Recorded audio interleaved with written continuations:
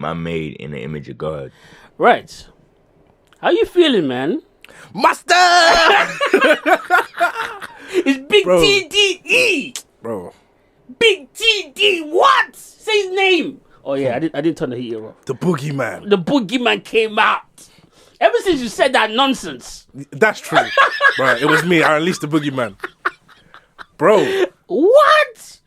That boy came full throttle. Been Pause. on Twitter. Yeah, that was crazy. Yeah, that was nuts. Been on Twitter the whole time, listening to all you lot talk garbage about Kendrick Foolishness. comic hits. Kendrick comic hits. Alright? Bro said, F the double entendre. I want you to feel this. No. He's nuts. He is nuts. He's cold. Even that song with the mustard. Like, what are you doing, brother? Bro. That song is going to make me laugh for a long time. See a psychiatrist. Because the first half was so like, the energy's up. And he just switched. Crazy. Like, he just Yo. went full insane. Arkham, the next Batman, Kendrick should play the Joker. He'd actually... He will kill it. I'm telling you. He will kill it. He should play the Joker. And they should get rid of that. Who's that brother that's doing it now? don't know. Joaquin Joaquin Phillips Phoenix, or something yeah. like that. Get that brother out of here. Oh, dancing with Lady Gaga. Now. Hire Kendrick to play the Joker. Wow. Okay, first of all, as a Hovio, how you feeling? Retired.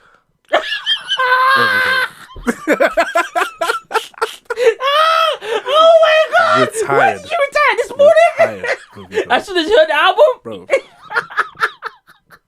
You're not on that side no more. Change colours like traffic lights. Alright, future. Bro. Okay, Metro. Let's get this out of the way. Oh, I love Drake. I love Kendrick. Peace and unity. peace and unity. Love and respect. Prayers. Whoa, this brother Kendrick is so crazy that he turned J. Cole into a podcaster. Bro, he's shooting at people that don't want to fight. J. Cole decided, you know what? Right now, music is not a thing. Let's get the mics out. Let me tell you how great I've been for the last 10 years. Which, to be honest, those podcast series, I am going to listen to. Yeah, for sure. And they do sound very interesting. But, come on. The optics are crazy. Hey, man, you gotta Gotta do what you gotta do. repair. You gotta do what you gotta do. But, hey, man. Whew. Oh, I can't believe it. Obviously, you heard the album. We're going to get into in greater detail in a minute after I do my intro. But what are your first impressions? It's like a summary, you know. This isn't the album that Kendrick was talking about. Well, it might be the one he was talking about, but it's not a Kendrick Lamar album in quotes. Explain what do that mean? Like, it's not like, oh, this is To Pimp a Butterfly. This is DNA. Right. This is just, hey man, I got something to say. Here you go. It's more like a untitled, unmastered kind of. This is like a. If he was a smaller artist, this would be a mixtape. Damn. If he was a smaller artist, this would be like a Section 80. Like a Section 80. You Yeah. think? Yeah, it feels like a mixtape, but it's such great work of art that I feel like I'm disrespecting it calling it a mixtape. Nah, it does feel that way a little bit. And the only reason why I would say it feels like a mixtape is because it's a short album. It's probably one of the shortest. 44 minutes. Yeah, 44 minutes. I don't think he's ever released an album that short. This is, to me, it's just a rapper that's like, oh, I have something to say right now, so I'm rapping because this is what I do. I rap. Yeah. And he gave it to us. But then that's the thing. He thought it, but what made me? I guess we're unpacking it already. But I'm gonna get to my intro now, and then we'll pack it properly. What made me more impressed is that not only did he have a lot to say, he made those songs are hits. Half the album's just hits. I'm gonna be hearing that song. Oh, I forgot how it went. The one where it was like, "There ain't enough room." You know what? We could just play it. We could just play it right here. You know what? Let me do my intro first, and then we get into it. Yeah, go for it. But I will tell you my first impressions. I was just sitting there on a lonely night. Actually, it wasn't at night. It was in the morning. Lonely morning. I'd run a couple errands. Being out and about. Feeling the vibe of the day. It felt like a nice day. I knew the Wizkid album was coming. So after I did everything that I needed to do, I sat down and said, let me listen to this Wizkid album. Called Mariah, out now, by the way. Great album. Well, I'm only halfway through, and this is why. This is why. So I'm listening to the album, like, okay, cool, alright. Wizkid getting this bag, whatever. Heard the Bryson, no, not Bryson Tiller. What's the other brother that be singing? Brent Fayez. Brent Fayez. What a description. That be singing. Don't be singing. Well, I got it. Exactly. Brent Fayez feature. Sounds cool, nice, alright, whatever. And I go on Twitter and I see Kendrick trending. I'm like, they dropped another diss or something. I looked and I was like, oh my god, Kendrick going crazy. He dropped the whole album. I was like, what? The whole album now? Straight away, I paused the Wizkid album. I'm sorry, Wizkid. I'm Nigerian. Nigerian first. Not this time, though. I had to. I ran to it. And let me just tell you this. The first song might be a couple of the first bars. This brother said, it used to be that, now it's plural, all of you. I'm sorry, get out the bleed. That's when I knew this brother wasn't coming to play. I knew it was up. And just a couple of days ago, we saw the GQ Future interview. And I think Kendrick got a whiff of that coming out. I think that's my theory, but we'll get into it in more detail. Let me start the podcast like this, man. Testing, 1, 2, 3. Here we go. Talking the Hardest podcast, episode 120. Welcome. So what? So long. See you fly by. Hey man, do what you need to do. Roll up your spliffy, pour up your wine, your alcohol, whatever you need to do to make sure you tuned in, feet up, and tuning in with us. We got Kendrick to break down today. Praise word to hey I ho. The way I show you pray I flow. Hey man, shout out to Naughty by Nature. I ain't done yet though. I think you are delicious. I'm not. I just a boy. You're not what? I'm not fool. And I think That's what I was saying to the host.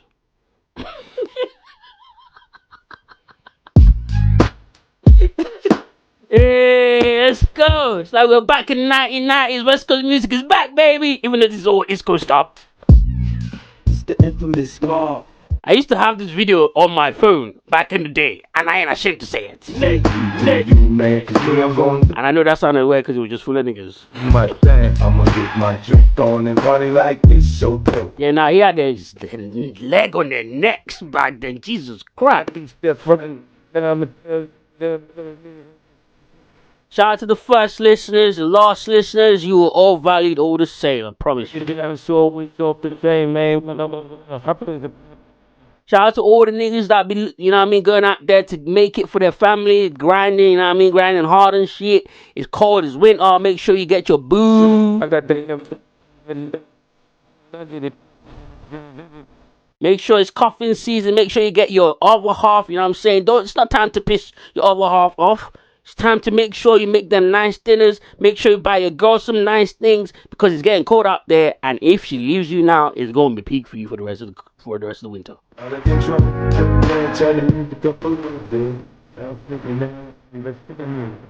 Hey man, like I say week in, week out, walk one man, them and walk one girl them out there.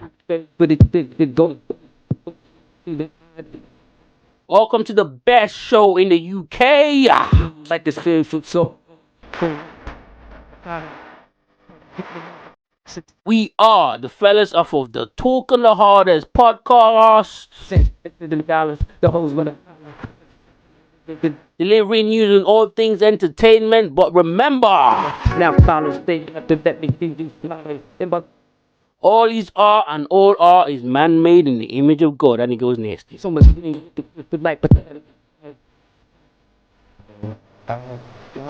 me today, I have my co-host Legacy. God damn, brother.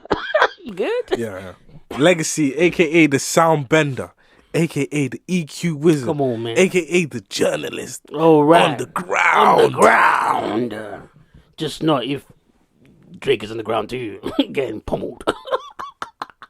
I'm going for mines. I'm young, I'm black. Hey man, I'm your sexy host, LordPoddington, aka the cultural controller, aka the bucket hat bandit, your baby mother Cypress, and you know the rest, man. Listen, I'll get popping when I got problems. I don't run, I just gun you all up. For the ladies, this one's for the ladies. Hold up. Always for the ladies. Shout out to all the sexy ladies out there. For the ice, plus you wear shoes well. The suit Talking the hardest podcast, episode 120. more precise. Meet me by the VIP. Let's powwow. Shout out to all the ladies that are not good enough to rap, but you look good, so niggas just, you know what I mean, kind of go with it. Done, I got plans for you. He said, Shout out to the ladies that are out there in the corporate offices with all of the brains in the world, but will not get a promotion. And shout out to you ladies as well with no brain at all, but you are going fast ahead with all the promotion because you so good.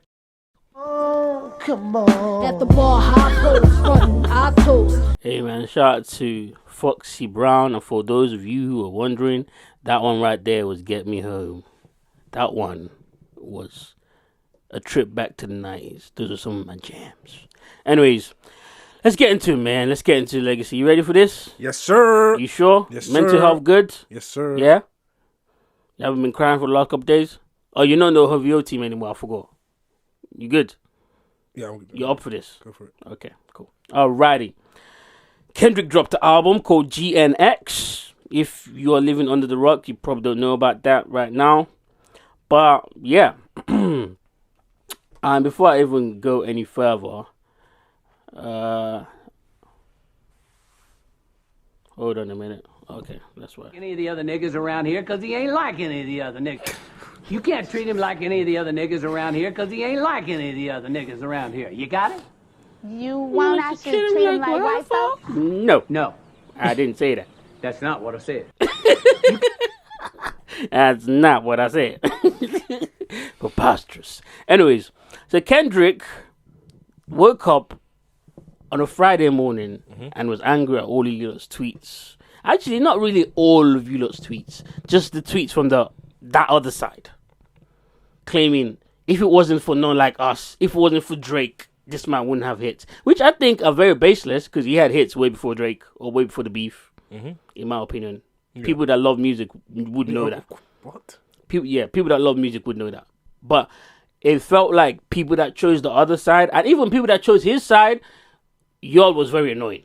With all the rhetorics and I stopped paying attention to you lot. I just paid attention to the artists themselves and what they were putting out after. And I also was paying attention to how the industry was treating both of them. It's different now. The tide has turned. And I think it's my prediction, bold prediction. I think Kendrick gonna run this for the next at least 5 years. I'm saying a decade. A decade is a long time. It is a long time, but he ain't been number one.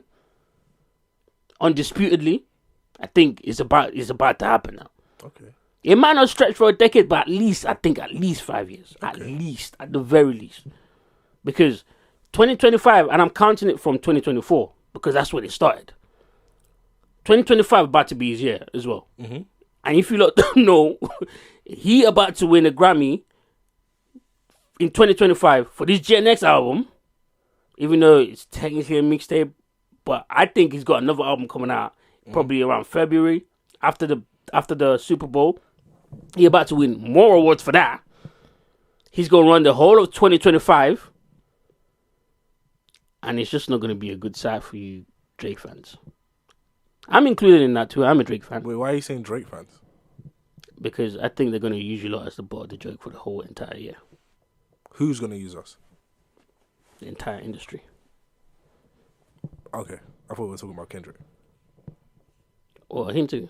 No, Well, actually, yeah, he might I know. got a different perspective from. Yeah, he might know. I don't think he cares. I don't think he cares too much. But I think he does care about the critique, though. I think he does care about the critique. I think he listens to the critique, hence the album. But anyways, let's get into it. Before we get into it, I will say he woke up and had this to say. So much, you may even get tired of winning, and you'll say, please, please, it's too much winning. We can't take it anymore. Mr. President, it's too much. And I'll say, no, it isn't. We have to keep winning. We have to win more. We're going to win more. We're going to win so much. We're going to win so much. You may even get tired of winning. And you'll say, please, please, it's too much winning. We can't take it anymore. No. Mr. President, it's too much. And I'll say, no, it isn't. It isn't. We have to keep winning. We have to win more. We have to win more. We're going to win so much. Bro, I see why he won. I see why he won. Oh shit! That's He said, crazy. no, Mr. President, it's too much winning. And I said, no, we have to win more. We have to keep on winning. What a speech giver. Fags. That is hilarious. That's how Kendrick was feeling. So he dropped GNX on us. And how he started the album. I hope nobody translates that Trump speech to German. Yeesh. Might sound a little different. Bit too. I snatched the potato. Whoa. He snatched the potato. Oh, he's so convincing. Moving on before we get cancelled for being anti-Semitic. We are not. We love the Jewish people, okay? Oh my God. And what that brother Adolf did was fucked up. Yeah, it's fucked up. I couldn't believe it. You know, it's not like anyone else in Europe ever did that to any other marginalized group. Oh, Jesus. whew. If only. Who would have thunk? All right, let's stop. All right, the way Kendrick started off the album was what told me that he wasn't here to play. He wasn't here for any play, nothing. He was here to set records straight and let you lot know that he still don't mess with your favorites. Because I'm pulling up the lyrics, but first, I'm gonna play the song. Hey, no, we're not doing that. For sure. No, yes, please do that. Please do I that. said you don't have to bleep. Please do that. I'll bleep. Can this even stay in the episode? No, I'm gonna have to cut off anyways. So we're not doing that. I wonder why would you not just give me? I think it can. I don't think they'll strike it. They will strike it. I just need to. I'm only allowed to put unofficially less than 10 seconds. Even I think less than 6 seconds even, because sometimes when I put about 8-7 seconds, they'll be popping up. But I'm looking for the dirty version of the album. Thank you very much. I don't want none of this clean. I never lost who I am for a rap image. What do you think he said there? I'm looking for the lyrics. No. He bleeped it. He bleeps it out. So that part goes, I paid homage and I always mind my business. I made the... I couldn't figure that one out. I couldn't figure it out either. I think it's a bit long for you to figure out what you were saying there. But he definitely the next word that comes after that is I make that nigga, the niggas did something to the children or something like that. I don't know. I don't know if it's to the children. That's just speculation. Speculations. But I'll carry on. Used to bump the Carter 3. I held my rolly chain proud. Irony. I think my hard work let Lil Wayne down. Irony. I think my hard work let Lil Wayne down. Damn. And he has every right to feel that way. Mm-hmm. Cause you see that BS Lil Wayne put after. Yeah, I don't think Lil Wayne heard the song. Then don't comment on it. Yeah. Like, we'll get into that. That's not a diss. At all. Yeah, that's if not anything, he's showing you way too much grace already. Yeah. But I love the way that he delivered that. Do you know why? Because that's a play on J. Cole's I Let Nas Down. Yeah. But he wasn't apologizing. Mm-hmm. Didn't sound apologetic. It's like, well, I guess my hard work let Lil Wayne down. Making Lil Wayne look like, come on, bro. Like, you hating on me because I work hard enough to get what I deserve? Yeah. And then the song where he's talking about deserving, I still think that song is about the whole Young Money crew. But we'll get to that. Whatever though, call me crazy. Yeah, and I wanted to stop this because the beat, are you listening to this beat? Bro. This beat is crazy. The whole album. This beat is insane. whole album. Who produced this song? I think Mustard did the whole joint. Word. I can check that. No wonder. I'm pretty sure Mustard did the whole joint. See, I told you. Remember when that nigga was in the interviews? I was like, oh, Kendrick. That's why. Oh, that's a lie. Mustard wasn't on this one. Okay, but he was on some But of that the nigga, who's Jank Antonov? Jack Antonov. He's I've heard his name. Bro, he's all over this. Yeah. No, This is crazy. There's bare niggas on this. This is like crazy. There's like 7 niggas on We this. can't even do the lyric breakdown of the entire thing. So I'm just gonna play a little bit more, and then we'll play some more songs, and then we'll talk about some of the songs on there. Yeah. How I feel. New posted, tailor made. I prayed it was the edibles. I couldn't believe it. It was only right for me to let it go. I love that classy response to that too. Do you know what he said? He said Unc was just off that edible, man. You better have been high, is what he said. Yeah. And Unc straight away tweeted, yeah, I was off that edibles, nephew, my bad. Still though, you knew what you was doing. But you saw the outcome, I was like, wait, hold on a minute now. Anyways. Not the only one congratulate me. All these niggas agitated. I'm just glad they shown their faces, quite frankly. Because I just realized something as he said that, right? Yeah. Listening. Yeah, there's the normal won the Super Bowl. Nas is the only one that congratulated. Yeah. Why Nas? Because Jay-Z did congratulate you. he did, yeah. So why Actually, no, Jay-Z didn't congratulate him. Jay-Z kind of released a statement justifying his pick. Yeah. But we know that literally Nas isn't the only person that congratulated you. That's not true. Because Jay-Z didn't literally say congratulations to Kendrick. Okay, maybe it's Nas, right? Yeah, it's only Nas. And no one else put a statement saying... Actually, a couple people did, but they were like R&B singers. No rappers put a statement saying congratulations to Kendrick Lamar, which I found odd and some hating stuff. Mustard did congratulate him, though, in the interview. But, yeah. And then he goes on to say, all these niggas agitated. That's why I said on that stupid record that Cole put out, you have an issue with Kendrick. Absolutely. Just say it. Kendrick knows that you have That's issues what I'm with saying. Kendrick. Everybody knows. Kendrick feels like you're too pussy to come out and say you got an Everybody issue feels like that. Yeah, absolutely. And it wasn't just talking about just J. Cole. He heard what all of you bum ass, oh, it should have been Lil Wayne. All of you bum ass niggas. He heard what all of you niggas said. That's what I think is addressing all of them niggas. All the artists that came out was like, oh, Lil Wayne should have got it. Oh, because his hometown, this, that, and third. Kendrick heard that shit, and he was not happy at all. But how do you want to do it? Do you want to do the lyric breakdown for this real quick, and then we'll move on to the next song? I don't think we need to do a lyric breakdown. I think we can just play. There's certain things we should sort of like for example, he goes, frankly, plenty artists, but they're outdated. All that flow, they're trying to convince me that you're their favorite. This is not for the lyricists. I swear, this is not the sentiments. A double entendre. Sorry, you're gonna have to bleep that. I want y'all to feel this ish. Old soul B-word. I probably built them pyramids. Do you know what that's telling me? That stood out to me. That's telling me that he's almost sounds like a declaration that moving forward, my hits are going to be the only thing you lot are hearing on the radio. That's what that sounded like to me.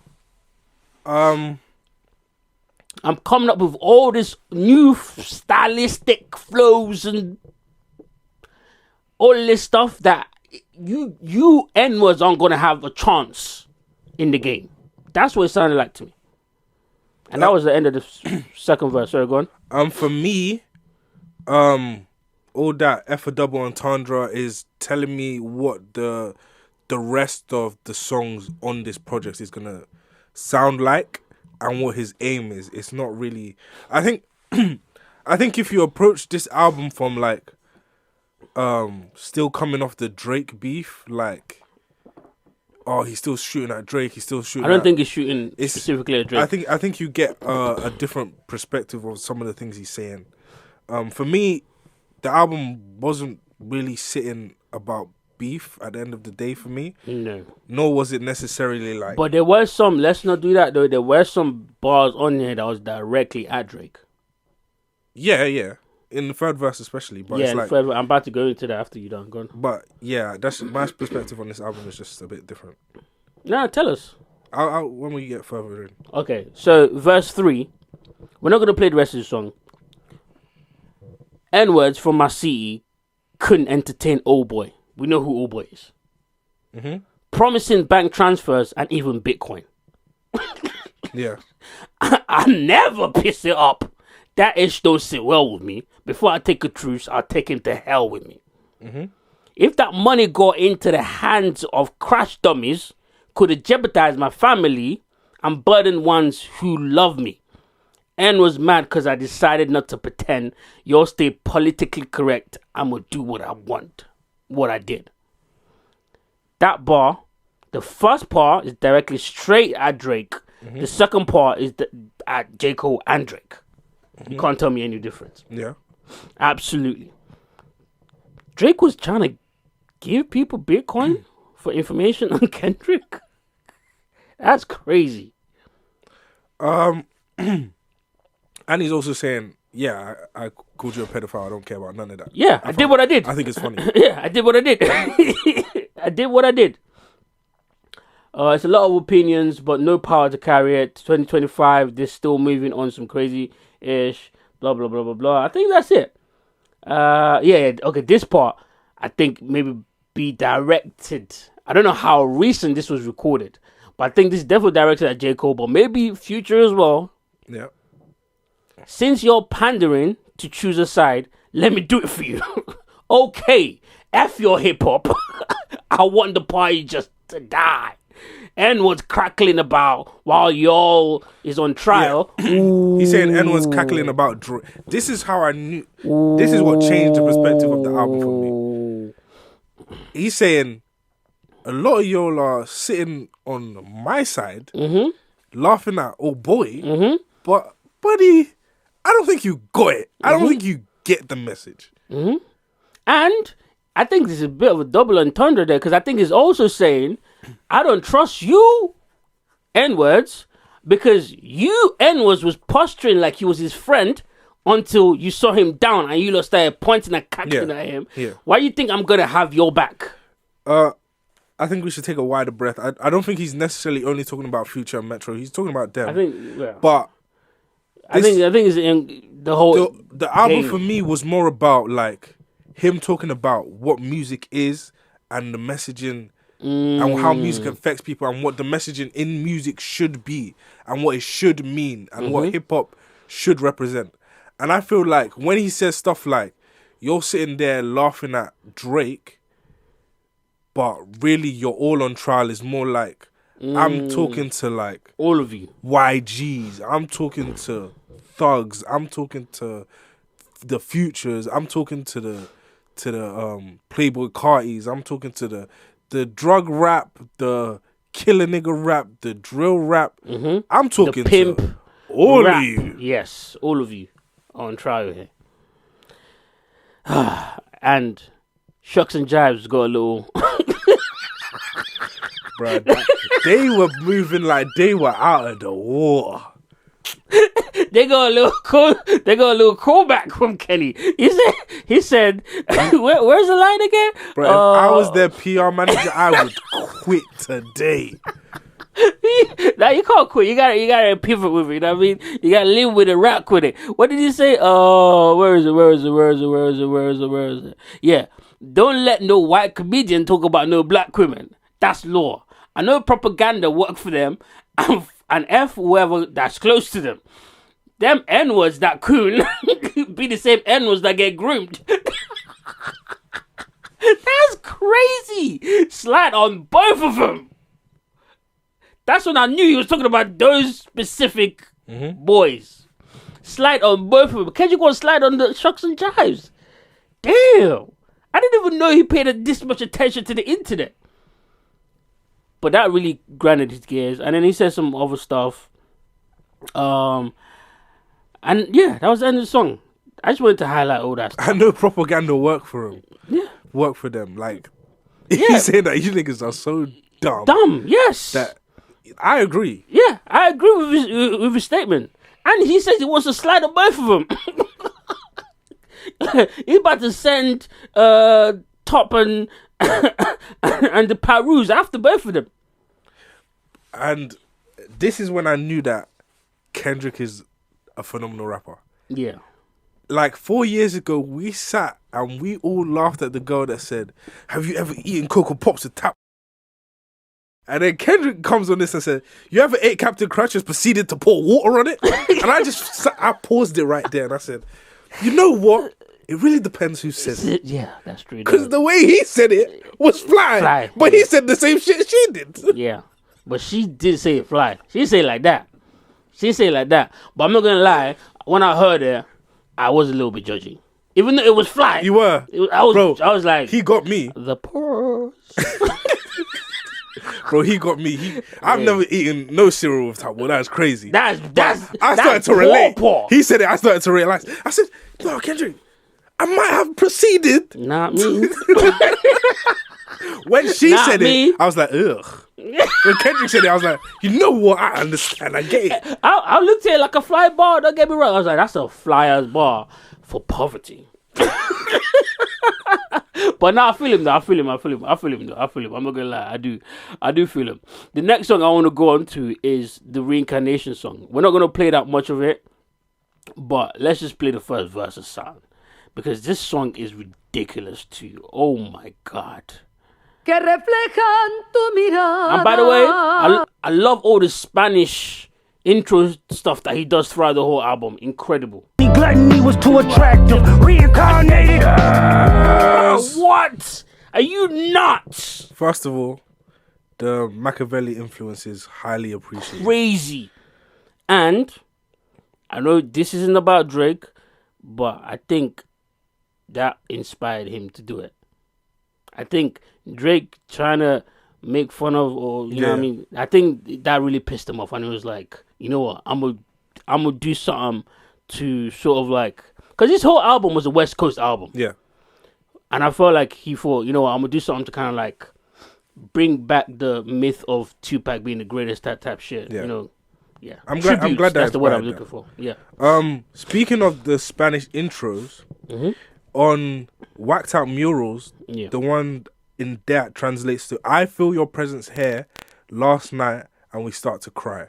Ooh. And the one here says that reflect your gaze the night you and I.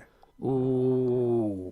Where he goes on to talk about God in this one. So yeah. In this first verse, he's talking about how in his previous first explain the overall of the concept of this song. Yeah.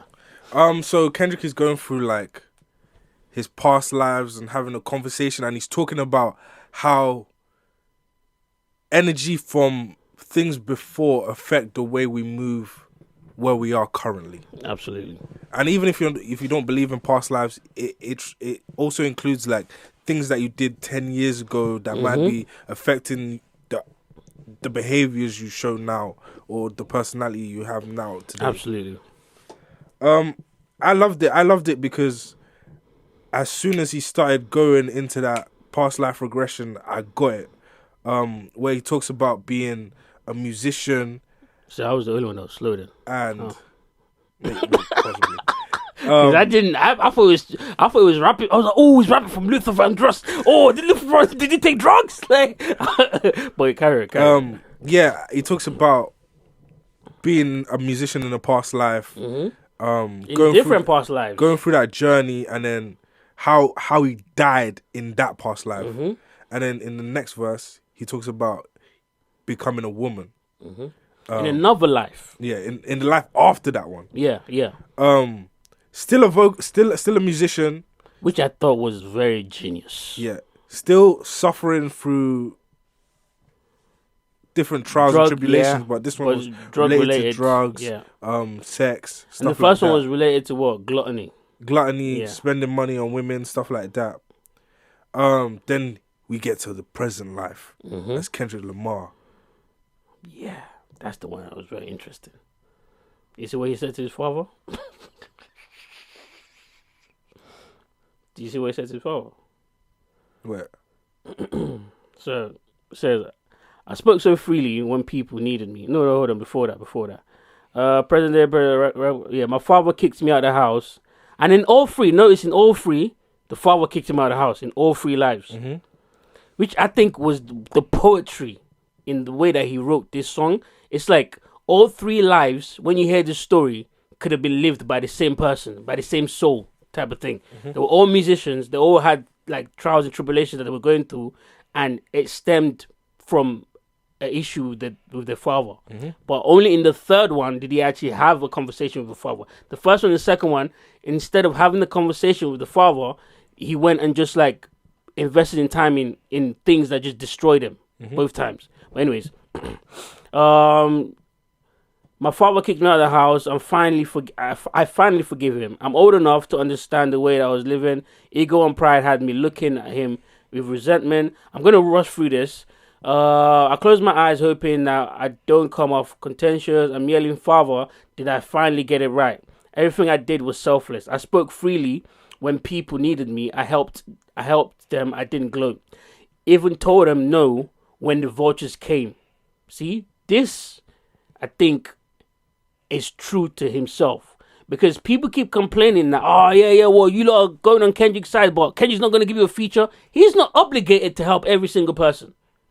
And when you feel like you are obligated to help everything, that's when you start messing up and you start giving too much of yourself. I think that's a lot of the issues that we see with a lot of different rappers, not just Drake. A lot of different rappers that feel like, I'm the hottest. I got to do this. I got to do that. Yeah. You know what I'm saying? I think you got it slightly wrong. Okay. Explain. He's not talking about his biological father. I know he's not. He's talking about God. Yeah. In all three verses. I know, but what is he? What is he always told us that he is? Okay, fair enough. But do you want me to carry on reading? Yeah, Okay. All right. So, took control of my fleshy body when the money changed.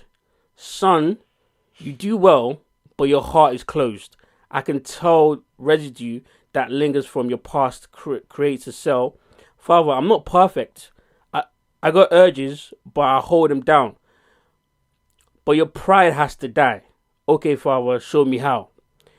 Tell me every did that you done, and what you do, what you do it for. Okay. I keep it 100. I keep 100 institutions paid. Okay, tell me more. I put 100 hoods on the stage. Okay, tell me more. I'm trying to push peace in LA, but you love war. No, I don't. Oh, yes, you do. Okay. Okay, you're right, I do. Okay, then tell me the truth. Every individual is only a version of you. How can they forgive when there's no forgiveness in your heart? I thought that part was very powerful because I feel like that part was him giving us a little bit of a glimpse as to how he feels spiritually between him and his father, and not his biological father, like you mentioned, but God. And I do think he literally does see himself as the Messiah of hip hop. What say you?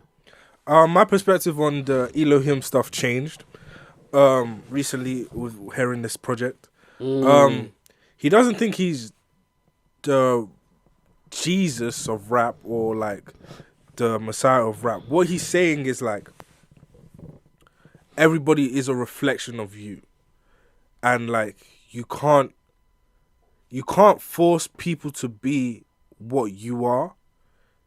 The only thing you can really do is like discover who you're meant to be and stop being so judgmental of people so that you can guide them in a certain direction or use your platform and your way to be the light for those people that want to get there. Not that you have to force someone to get there. And this is what I was trying to say at the end of the Drake beef, like the latter half, where I was saying like Kendrick will probably regret his approach later, because if his intention is what I think his intention is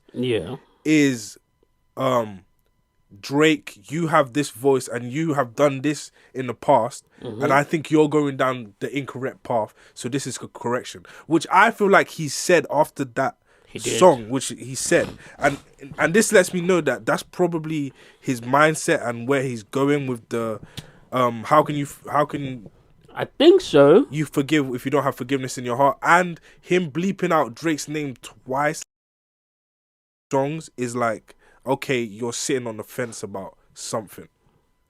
I think two things can be true though. I think you're correct, but I also think there's on one level he feels that way, but on another level he feels like certain people are too far gone for them to hear his correct message. Yeah.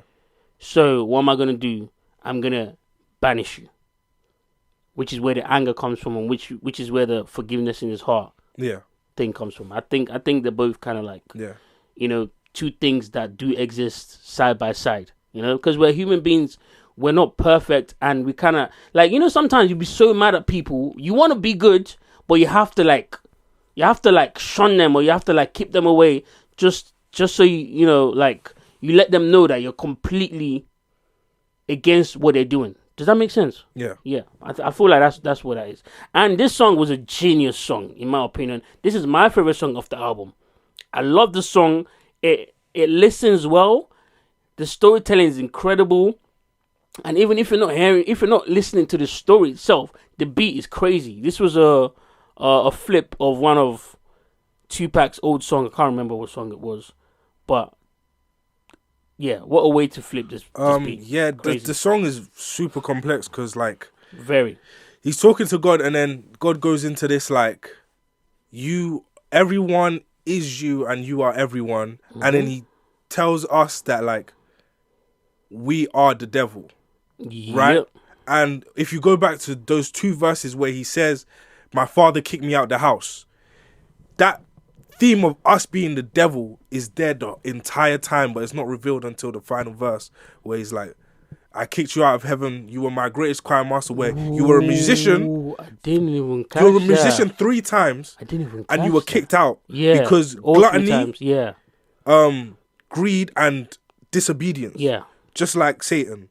And then I didn't even catch Kendrick that. is saying in the end, as the verse closes out, he's saying, okay, God was listening. You did this. You had the opportunity to do this. This is what you chose to do. This is what you chose to do. Yeah. So Kendrick, in this life, what are you gonna do? Yeah. And he's saying, I'm gonna do this. I promise to do this. I promise to do this. And then he says, I'm rewriting the story of the devil so that we can find salvation. Dang. I always kind of thought about that last line. Like, what did he mean by that? But you just explained it Bro, perfectly. the song is... That song is deep. The song is crazy. That song is The song deep. is crazy. That song is deep. Shout out to Kendrick. Hey, man. That's all I can say at this point. What? Whew. Anyways, we're running out of time, so we're gonna move on. But that was insane. It's gonna take a while for me to because Mr. Morale, I wrote an bro, essay. I've listened to this album at least 15 times since it's dropped. Yeah. I'm still catching new gems. Like just now, I'm still catching new things. But insane. Next thing I'm about to talk about is R&B Kenny. R&B Kenny. R&B Kenny. Listen to this. All my kids, I'll sock you niggas up. Have you ever took a fading red thing? First of all, the beat again, crazy. Phenomenal. That Kendrick style of rap singing. That's a great way to use your voice when you know that your range is limited to a certain degree. That's what I'm saying. Phenomenal. That's what I'm saying. He hit it on the head. So good. He's so good, bro. You can't hate this, bro. My only criticism here comes of the project Here comes the OVO is beeping out. Okay. I felt like once I started listening to this, this isn't a Kendrick Lamar album. And this is what made me say that is... And that's your criticism. These songs are cool. My criticism isn't even really criticism, to be honest. That's what I was about to say. You best rename that before he hears you. These songs aren't really they're not what he's known for. They're not. I don't need them here right now. Because I feel like if this was a Kendrick Lamar album, those songs wouldn't be here because if this was a Kendrick Lamar album, some of the features wouldn't be on there. No, Even- those features would be on there. I'm not talking about Caesar. I'm talking about the other brothers that we heard that we didn't know who they Those are. features were. It was perfect. They were perfect. But I feel like over the course of this album, mixtape, whatever you want to call it, he drew inspiration from other rappers that he normally wouldn't for an album. Yeah. Does that make sense? Yeah. Because it's not his sound. Do you know what I'm saying? But he did it in his own way. After DNA, he kind of adds features more based on texture. Exactly. It's not really about. And I'm glad you mentioned that. I think Kendrick is a bit more than just a rapper. I think he's a producer of Absolutely. songs.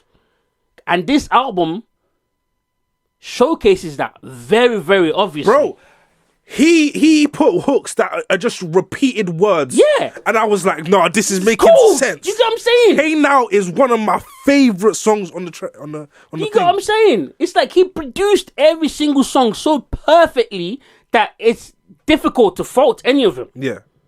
It's difficult to It's fault just any of that them. it's just that in the sequence of the album, I felt like, oh, okay, this song is like a. It's like when they make songs on the album to be like for the people that want to chill. Yeah, for the people that want this. Yeah, I didn't know, but really then need to that. do that and do that on such a high level. For me, those songs will probably make their way out. Fair enough. Because I don't know why, but I just felt. I think it's because How about Gloria? What? Gloria, the last song. You haven't got I've to only that. heard it once because I haven't got. Fair enough. But go on. For me, maybe it's because I'm such a Mr. Morale enjoyer, and because I heard that Reincarnation song, and I kind of got the vibe of the album from that. You the thought first it was gonna go from the first down- track as well. Yeah. I kind of just wanted Kendrick to lecture me this album. Do you know what I think? Why he did that? I think he did that because he's trying to take people's audience from them. True.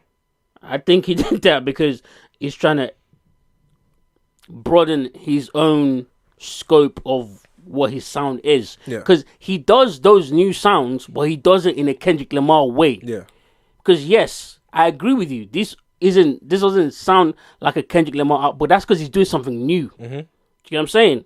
And I'm not gonna fault him for that because that's kind of what we want from our greats, and we don't want them to do something new and then they be sounding like the niggas that they were inspired from, as opposed to them doing it in their own way. I just think This reminded me. Sorry to cut you off, but this reminded me a lot of Tory Lanez. Yeah. Because you know how Tory Lanez would do some niggas flow, but he'll do it in a Tory Lanez way, where if you didn't even know that nigga, you might think Tory Lanez was the one that made it. Yeah. That's exactly I think my criticisms comes from like, okay, I know you wouldn't have put those songs there if you took your normal approach to making an album, which is concept first. Yes. And I feel like that's good to like expand your bag or whatever. But I feel like the time he might have just mistimed it a little bit. I feel like for me, fair enough. I would have liked for the vibe that I'm getting from this album to be accompanied with like a theme of like soldiers or something, or like a military like. I see what you're saying, but I disagree a little bit because I think the concept of this project was it to be the reintroduction of the West Coast playful sound, even when he's being serious. Not even just playful sound, just the West Coast feel. Have something to say. Yeah, do you get what I'm saying? Yeah. And we haven't had that since back in the 90s, early 2000s. Yeah. Of the West Coast music being like... We've had individual artists, don't get me wrong, but we haven't had like that West Coast sound. Remember when NWA was coming out? We had Ice Cube, we had Dr. Dre, and they had like the party music, but then they also had like the serious fight the power type of music going. I feel like he drew from that and also drew from other rappers around that area and some of the rappers that maybe he likes listening to but doesn't necessarily make songs like. Yeah. And this was the result of it, in my opinion. At the end of the day, I think like my criticism isn't really like criticism. I feel like the whole album made me feel like, oh, either another album is coming and Kendrick is loading, or Kendrick Lamar, the artist, is loading. Yeah. And I feel like this album was just like, I'm super inspired right now. I'm super in the spirit. I'm super in the spirit of hip hop, and I'm writing like crazy. So here you go. Yeah. I agree. I'm excited. I'm gonna listen to this. him and Tyler for me, number 1 and 2 this year. Bro, Those 2 albums are the only 2 albums where the only thing that's left, they do have a song together, which is probably not even their best attempt at making songs. I'll be honest, but those 2 need to drop whatever they got cooked up already. They need to drop it. For me, like music's been getting boring this year. I'm not gonna lie. That's what I'm saying. Outside of the Drake and Kendrick beef, music has been boring. There's been good music, but hip hop has been boring. And for me, those 2 albums, Chromacopia and now this one, have been the 2 albums where I got back in my old bag of like, nah, I'm gonna put my headphones on, I'm gonna stare at this wall, and I'm gonna listen to what these niggas is saying. Bro, I was on the train like this. Yeah, because I was just listening. That's why you caught it more than I did, because you were staring at the wall. You got nothing else to do, bro. That's how I love and like when Big Sean released I Decided, bro. I was laying in my bed looking at the ceiling listening to that. I think people don't respect that album enough, in my opinion. Phenomenal. Even though I'm a Big Sean hater, bro. But I just feel like I need music to get back in. No, I agree with you 100%, and that's why I think Kendrick Lamar is important for the scene right now, because he feels like an artist that loves the art of hip hop. Yeah. Like, he's not just doing it just because he's successful at it. Yeah. He's doing it because he genuinely loves it, and his projects sound like something that nigga took time to exactly. You know what I'm saying? You actually crafted this. Like, you know sat down, you made the beats there, you wrote there, you edited there. Like, it's not like one of this half-ass shit that would be here from all send these me the other, beats, other email niggas. me, yeah. Nah, it wasn't. That's none why, of that. like, even during the beef, I was so like, even though I'm a super Drake fan, I was so excited for like, I hope you lose and it knocks you back into what you could be. Cause like, let me ask you a question though. You think the boy's gone back there? I don't think he's gone back. I think he could. Actually, I think he's made steps towards it. Though, actually, on some of the songs, I think he's thinking, because I think even what song was it where he was saying 40 was like, take a break, take time. The time's not. Was it No Face? No Face. I think it was No Face. And I feel like maybe him and 40 are back in there. I hope so. What's that? Kodak Black. I hope so. I hope so. Because I really do feel like that's what hip hop needs. Hey, iron sharpens iron.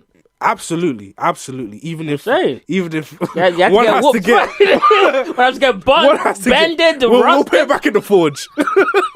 Hey man, still got sharpen at the end of the day. I feel, bro. Like, I don't know what's going on. I feel like music is. I like where Kendrick is taking us. Place, yeah. I just hope all the other rappers follow suit in the sense of put some time into making your songs, bro. Like put some time to making your songs. I feel like everybody's going through what they need to go through. Yeah. And if they actually collect what they need to collect, they'll come out phenomenal. Even to old heads like Lil Wayne, I feel like everybody's going through what they need to go through. Even Thug, I feel like, nigga, you go to jail. You thought you could ride off the legacy and do the Super Bowl. You need to go and focus on your weak point, your shows. Yeah. You need to get in physical good condition. Yeah. Drake, you are as great as you think you are, but your ego is crazy. Is destroying you from the inside. Yeah. And destroying the quality of your music. And that's why, because niggas was saying that even before Kendrick said absolutely. all this. Niggas was saying that. And I think Kendrick heard that and Kendrick took full advantage of that. I think your ego helped you when it needed to help you. But now, and it's time to let it go. Yes. Kendrick, you've been too relaxed and you knew what you were supposed to do and you didn't do it, so here's some depression. Yes. Jermaine, you are the star child, but you are a bitch. Absolute bitch. You need to get some of that bitch shit off you. I'm so excited. Yeah. Shout out to Kendrick. Bro. Well, don't inspire niggas like Simba. Like, who's Simba, you say? Yeah. I don't know why he did that record. Going that cold. That doesn't make no sense. That's so rude. Why is Simba catching it straight? Some niggas need to retire. What did Kendrick say? Get a 9 to 5? Yeah. That's crazy. Pay them niggas their dividends. Get a 9 to 5. That's crazy saying that to niggas that want to rap. Niggas that really want to rap. Nah, like, man. want to be rap. Want to be in this rap shit. Father kicked me out the house. Next line. Try again. That's crazy. That's crazy. I've got more songs I want to play. I've got 2 more songs I want to play. The first one is it's by your boy, man. Was at home crying when this one dropped. The Hard Part 6. Damn. The real Hard Part 6. Part 7. Niggas was begging, please make it Part 7. Make it. Niggas was like, no. That didn't happen. This is the Hard Part 6. What that nigga talking about? And the funny thing about it is, Drake can't release something called 616 in LA. No. It's not gonna be the same. No, he can't. No, he can't. He has to be there when them niggas leave. 7:45. a week from when Kendrick was there. In LA. That's crazy, Bruh. Oh, all right. Let's listen to this real quick because this song was actually very fucking good. And again, love all the Spanish guitars. Is this the one where it's talking about Absol? Yes, that's why I like the song because he obviously what I expected was maybe him taking digs at Drake for naming the song because that's what we expect, right? But then it's actually an ode. I don't know if I said that word correctly. An ode, O-D-E, to Ado.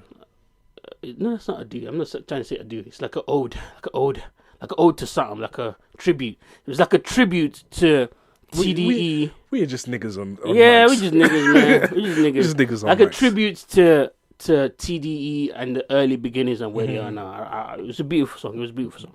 Let's listen to some of it. What was it?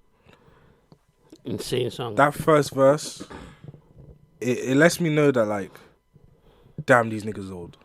Number one.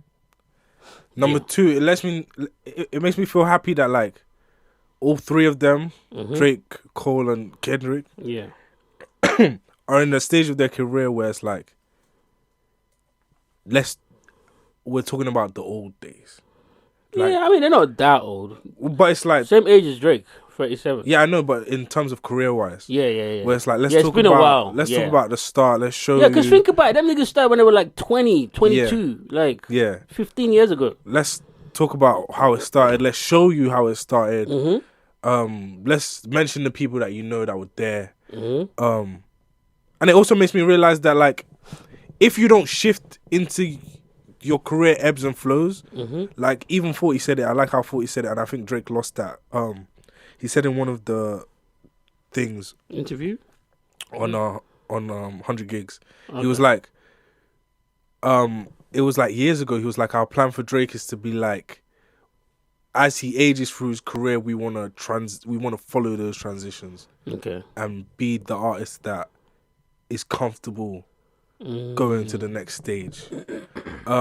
You're right. I feel like at some point they did stop doing that. Yeah, they did stop doing that, and I feel like this song made me realize that, like, the people who stay on that and do that get to dictate how that goes. Facts. Because now, Drake, you've done it because you're rushing. You might have planned to do it, but now you're doing it because you're in a position. You're doing it for other reasons. Yeah. Cole, we had to knock you into doing that, and Kendrick to be able to take the time to give us the Hard Part 6 and tell the story like that. Yeah, is like incredible. Yeah, and I love the fact that he gave Absol his flowers completely. Absolutely. And also letting you people know out there, or to whom it may be concerned, know out there that, yo, I didn't start off being considered the greatest rapper in the game. Do you get what I'm saying? Like, there was a point where people heard my first single and was like, oh, that's not going to do nothing. And then it did what it needed to do. And then people heard Humble and was like, oh, it's not going to do nothing. And then it did what it's supposed to do. Like, because from his perspective, it's like, yo, I've proved all of you wrong at every point and you're still questioning me. Like, I can understand how people, someone like him anyways, would get pissed. Yeah. To this point. And it's just nice for like artists that are trying to make music now and stuff like that to know like, bro, like, yeah, you don't just start up being the best. those moments in the studio with just like KFC and fucking bro said being excited for a label meeting. Like everybody now is like, oh, independence, don't. Yeah, bro, you're yeah. allowed to be excited for these things. Bro said Soundwave, who's his producer now, used to give him clothes, bro, so he can change into so he could go perform. I used to be the worst rapper in the crew. It wasn't even about. It was about J-Rock. Yeah, it was about J-Rock, and I was learning how to rap from Absol. And I was trying to write, and I was like, every time I hear this nigga rap, I'm like, why can't I write like that? Do you know what I'm saying? To where I am now, and I like the fact that he was able to like, and we know that Kendrick can be humble when he needs to be. Yeah. So I like the fact that he expresses that in this song, and he was able to kind of like give everyone in TD and everyone around him their flowers and kind of like take us back. You know what I'm saying? I think all of this is good for the next generation of niggas that's gonna rap. Not even just TD, niggas that's gonna rap. Because even like Cole, in his things, he's saying like, yo, I was trying to rap and then I saw Drake and he was doing this and it changed my whole perspective. Say the same thing about Kanye West. And all these people around me were doing this and I was feeling like this and bro, that shit is so. This shit's just amazing. Inspirational, to be honest. It's inspirational. But last song I got, and then we move on, is Gloria.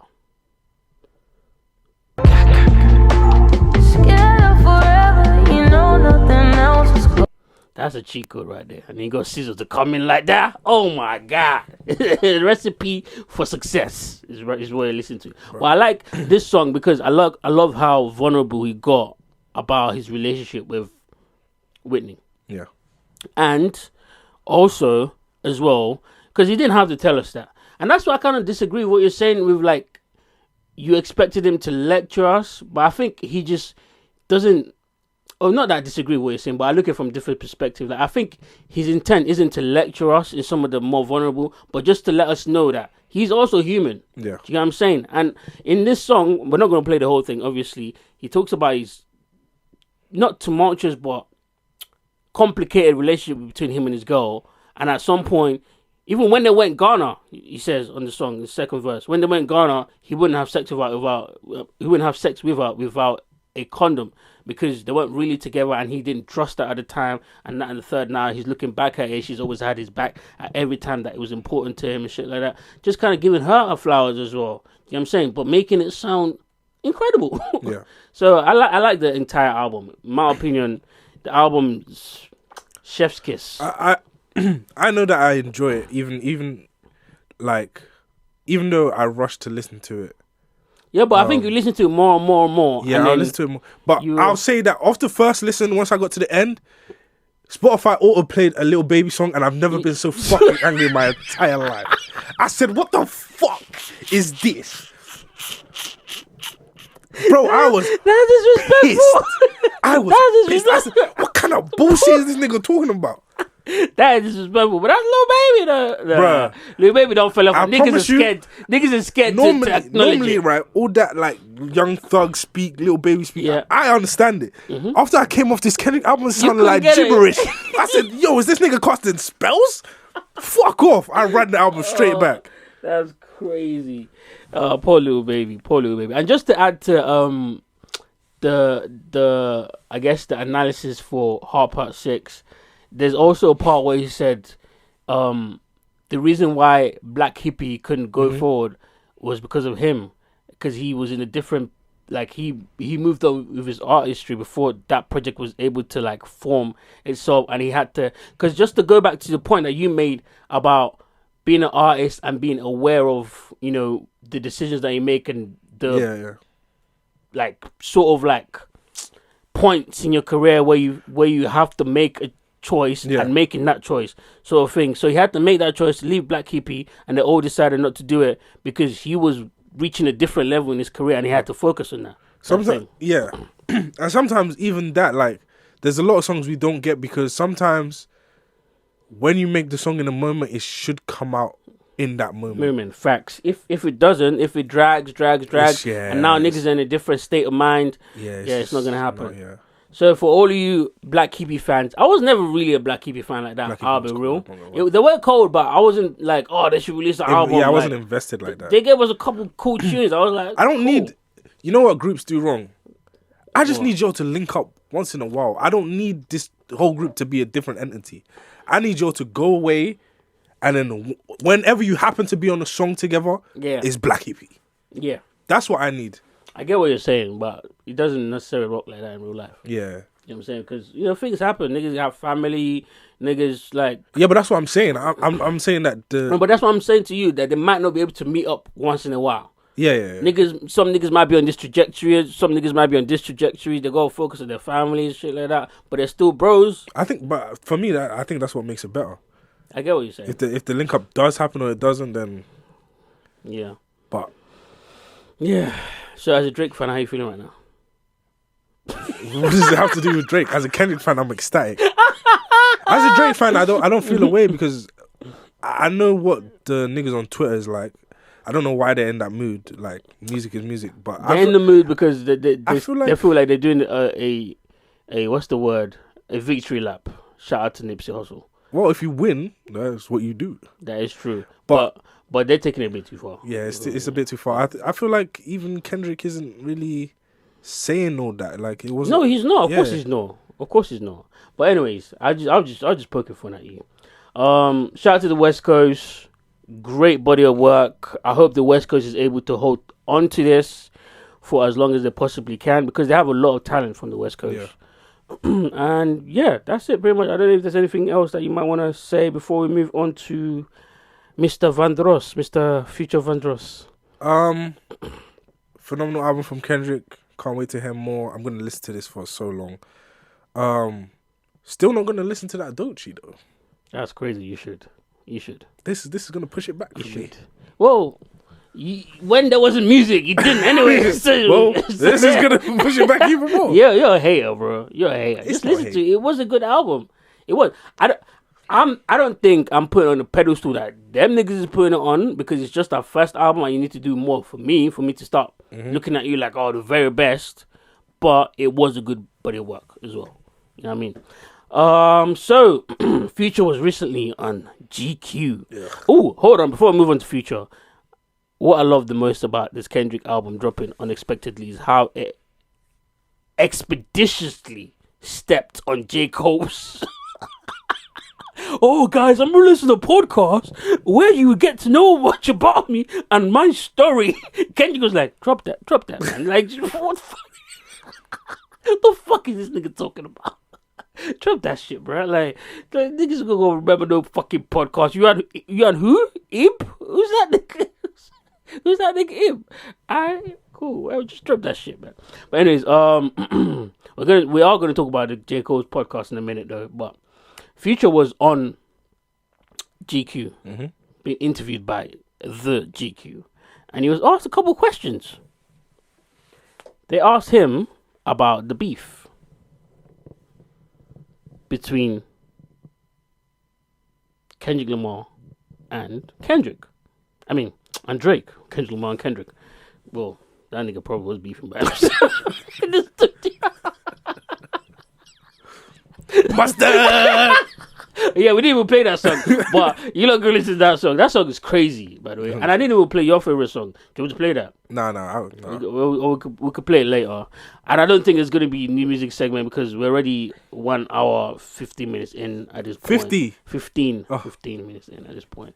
And yeah, we still got topics to talk about. Anytime Kendrick drops, we start glazing. I ain't gonna lie. No, but that's the thing. This isn't glazing. It's not glazing. This is enjoying the art. Bro, this is not. Say it was trash and we was absolutely. That's glazing. It's so. This is not glazing. It's exciting. It's not glazing. It's I still don't like DNA. Sorry if that doesn't make me a Kendrick fan. That's fine. That's cool. DNA is like.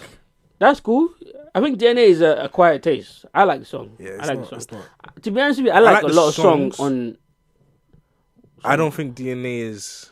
Oh, you don't think it's like one of his top? His best album, or you can listen to it backwards. Oh. You mean Damn, not DNA? Damn. Oh, okay. Damn. Because DNA is a song and Damn is the album. Okay.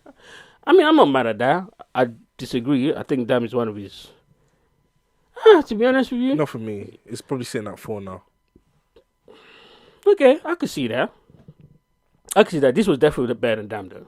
I think that's the hot take that I didn't want to say. Definitely better than Damn. I don't care what no one says. This is definitely better than Damn. But yeah. So Future is worth nothing. Future is worth nothing. Has never overtly dissed Drake, although this has stopped fans from reading the implication. This hasn't rather stopped fans from reading implications into certain lines from the two Trust You albums.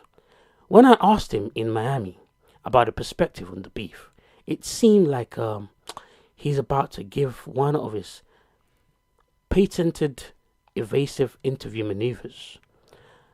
There was a beef? He asks, implicitly smirking as he stands up to roll another joint. Snitch. I didn't even know there was a beef. I didn't even know they had nothing going on. I ain't never participated in no rap battles, man. The implications behind this distinguished beef and battles is clear. I love when white people try to report on beefs like it's rocket science. Like what was I? The implication behind this distinguished beef and battle is clear. Beef is like Biggie once rapped. When an issue has Rose Street consequences. The hell is GQ doing? Rose Street consequences. After a few moments, though, he acquiesces. Oh.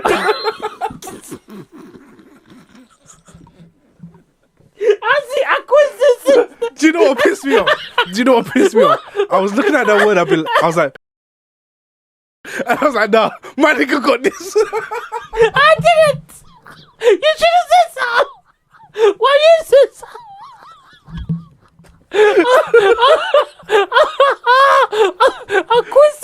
Bro, my belief was shattered. I said, nah, my nigga got this. Did he say that? Acquaintances. I said, fuck's sake. I was about to ask you what acquaintances mean. I never seen this spelled. I've only just heard it. I never seen this spelled in my life. Oh, that's funny. He acquiesces, but poses a question back to me. Oh my God. I was about to say, what does Aquarius have to do with this? What is acquiescences, nigga? Oh, fuck. Okay, where was I? He acquiesces, but poses a question back to me. Why should he care about the beef when no one involved seemed to care about him? Huh? I know. That's what I thought as soon as I read that too. But he goes into said, he said the big three on my song? Future cracks, referring to the infamous Kendrick bar disputing J. Cole's assertion that he, Kendrick, and Drake constitutes rap's current holy trinity. That pissed me off. In asserting that, continue on page 155. It's just big me. Kendrick also implicitly leaving Future out of the, what's that word? Pantheon. Is it Pantheon? Yes. Alright, okay. What that mean? The gods. Oh, okay. The list of gods, the pantheon. That's what I thought. Anyways, Future points out, I'm supposed to be the one that gets mad. Who's mad? I'm still confused about that. Nobody cares about what I think. Future continues, breaking into a laugh. That's what's so fucked up about this shit. To the point where I'm so player about it that I ain't even said nothing to the public about how I feel about it. We didn't ask. We didn't ask. Wait, it's not done. It's not done. Like, why is everybody mad when he was talking about me on my own song? That's where I got confused. I was like, wait, what? Bro, this is even worse than the post I saw. What? Listen. And he goes, so y'all just forgot about me? I ain't part of the big three. I ain't nobody on my own song, me. He says, with a fair self-deprecation. If I didn't get mad, nobody should have gotten mad. If I would have been really mad about it, and I made something out of it, then somebody else could be mad. Like, oh, I can make something about it now. That's where I feel like it was playing in Drake's face. And it goes on. That's not it. You thought it was finished? That's not it. As for whether he's cool with any and all parties involved, Future shrugs. Yeah. I mean, who I'm not cool with? Because I ain't got nobody to be mad about. I ain't got nothing to be mad about, rather. Find something I should be mad about right now. I dare you. He didn't say that. I know. Oh, okay. Jesus Christ. I'm dramatizing it. Then I guess I'll get mad. It's as elliptical as I expected Future to be about this. But it's also a very good point. Of all the enemies Drake's reserved bars for across his handful of diss songs, his most notable mention of Future is about how the idea of beefing with him is nauseating. Because before shifting blame on Metro, I'm dyslexic, okay? For his involvement rather. And while Drake recently unfollowed a number of high-profile, we don't care about all of that. And then Future still follows Future even after everything. And Future goes, got no reason to be mad at nobody. Future shrugs, says, shrugging again, I just told you I'm chilling, man. Do I sound like I'm mad at anybody? There's more. Oh no, that's it. Thank God. Yo, you don't want to read the Metro Boomin one. I'm gonna read the Metro Boomin one. I got. Wait, hold on. That Future one was way worse than you thought, right? Than whatever Elliot said. Yeah. That's why when niggas, sorry, before you carry on, that's why when niggas talk about, I was like, you niggas can't see that Future just chatting bullshit. Bro. That's all. But carry on. I don't think he's chatting bullshit. I think this nigga be for real. You think he's that This slow? nigga said niggas don't care about me 4 times. You think he thought that he was part of the big 3? I don't think, yes. You think Future thought that when he says, fuck the big 3, just big me, he was referring to him think that nigga on his own song? Feelings is hurt. Nah. I think... This is not Big Sean. This nigga said, niggas don't care about me. I think is he I think it's on trolling. his period? I think it's trolling. I don't think that nigga's trolling. Fair enough. Tell me why. I like to hear more. He just gives off ladylike. Ladylike is crazy. He just Future transgender. Niggas don't care about me 4 times. Yeah, he felt like they didn't care about him. Even if you feel like that, don't say it, nigga. The fuck? See, this is why black men can't express. I don't care. That made me uncomfortable. I'm uncomfortable.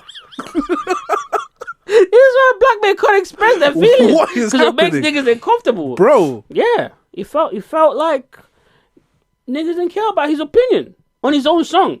Be a man. God that he listened to and cleared and put out and put on his album and enjoyed the fruits of being #1 for how many weeks? The whole theme was I fuck you. And then they came with another album without Kendrick and was still saying fuck that nigga. They did a concept. They did a double concept. I'm still saying fuck that nigga. Now I'm supposed to believe you thought that was about you the whole time. That's why I think it's trolling. Because them niggas knew what they were doing. Do you know, this just solidifies what I said before. Kendrick won. Everybody else died. That's true. I agree. Everybody else died. Especially A$AP Rocky. Oh my goodness. That nigga started... The niggas thought that video came from inspiration. That nigga's losing his mind. That nigga's losing his... As soon as that nigga was pissing upside down, I was like, oh no. Yeah, no, this is how he sees life. Turn this up. It's over. It's over. He got Rihanna. I guess that's his biggest win in life. Bruh. That's it. But nah, Future definitely trolling on this shit, man. Them niggas knew exactly what they was doing. Yeah. Because they went on Drew for the first album. They went on Drew Kendrick. For the second album, they went and got The Weeknd. And The Weeknd was dissing Drake the whole time he was on that album. Yeah. So what the fuck is you niggas talking about? It's just that people didn't catch that because The Weeknd is an R&B nigga. Yeah. Come on, man. Do you want to read the Metro Boomin excerpts? Kanye's antics aside, when I asked Metro if he's formally rejecting the idea that this was all a detailed attack plan, he responds with an empathetic For sure. For sure. Pathetically. Even though some rap fans still see him as some kind of diabolical chess master, people really think we sat for 2 years making 2 albums to be like, yo, fuck this dude. Yes. Yeah. We heard the fucking album. What kind of shit is that? That's what we said. That's exactly what we said. Like, y'all niggas need to move on. You really think we are going to spend that much time, Oh my God. effort, and resources on just trying to get somebody on an album? You literally went and took a meme beat and remixed it and made it popular. Metro Boomin. You made BBO Drizzy a world household name. Oh my God. He did. Something just clicked. What? When Drake said Metro Boomin slamming for his main squeeze, he wasn't talking about a girl. He was talking about Future. Future is his main squeeze. Yeah. No, that nigga's sick. That's crazy. I'm not gonna go that far. That's crazy. That's wild. That's wild. I can't believe you said that. Sense. I can't believe you said Future is that. I actually can't believe you said that. Oh my God. I don't know. Oh my God. I see why they hate that nigga. I don't know why I just said that. Blowing budgets on 2 albums? Going over budget? That's some serious hate. This nigga really saying all this? That's crazy. Neither one of us rock like that. Me and Drake, Metro explains, we had a personal issue, and for the record, not over no girl. Cheers, over a boy then. His main squeeze. Or nothing silly like that. It was a personal issue that really hurt me and disappointed me. Why would you fuck Future's hoes? But if you take all the rap entertainment out of it, it's like, have you ever been cool with somebody and you all fell out over something? It happens every day. It's just regular shit. This just happens to have an audience. So wait. That should be me. Shut the fuck up. Wait. Was the album about it this or not? Like, that's what I'm saying. Like, this nigga just chatting shit. Now, I did have my moment online, which I do regret. If we go back to the deleted tweets, she had many moments online. Groomer. Yo, relax, brother. Relax, brother. You good, brother? You good? I'm good. Okay. Metro grooving. Metro admits, referring to anti-Drake tweet spree that he went on in response to Drake's diss tracks, which curved out scathing bars for Metro specifically amid all the other artists Drake was beefing with. I should have been stronger than that. That was out of character for me. But at a certain point, it's like, I don't rap, bro. So you're going to have to just shit on me on all of these songs, and I'm not going to get in the booth. So I'm finna tweet at you.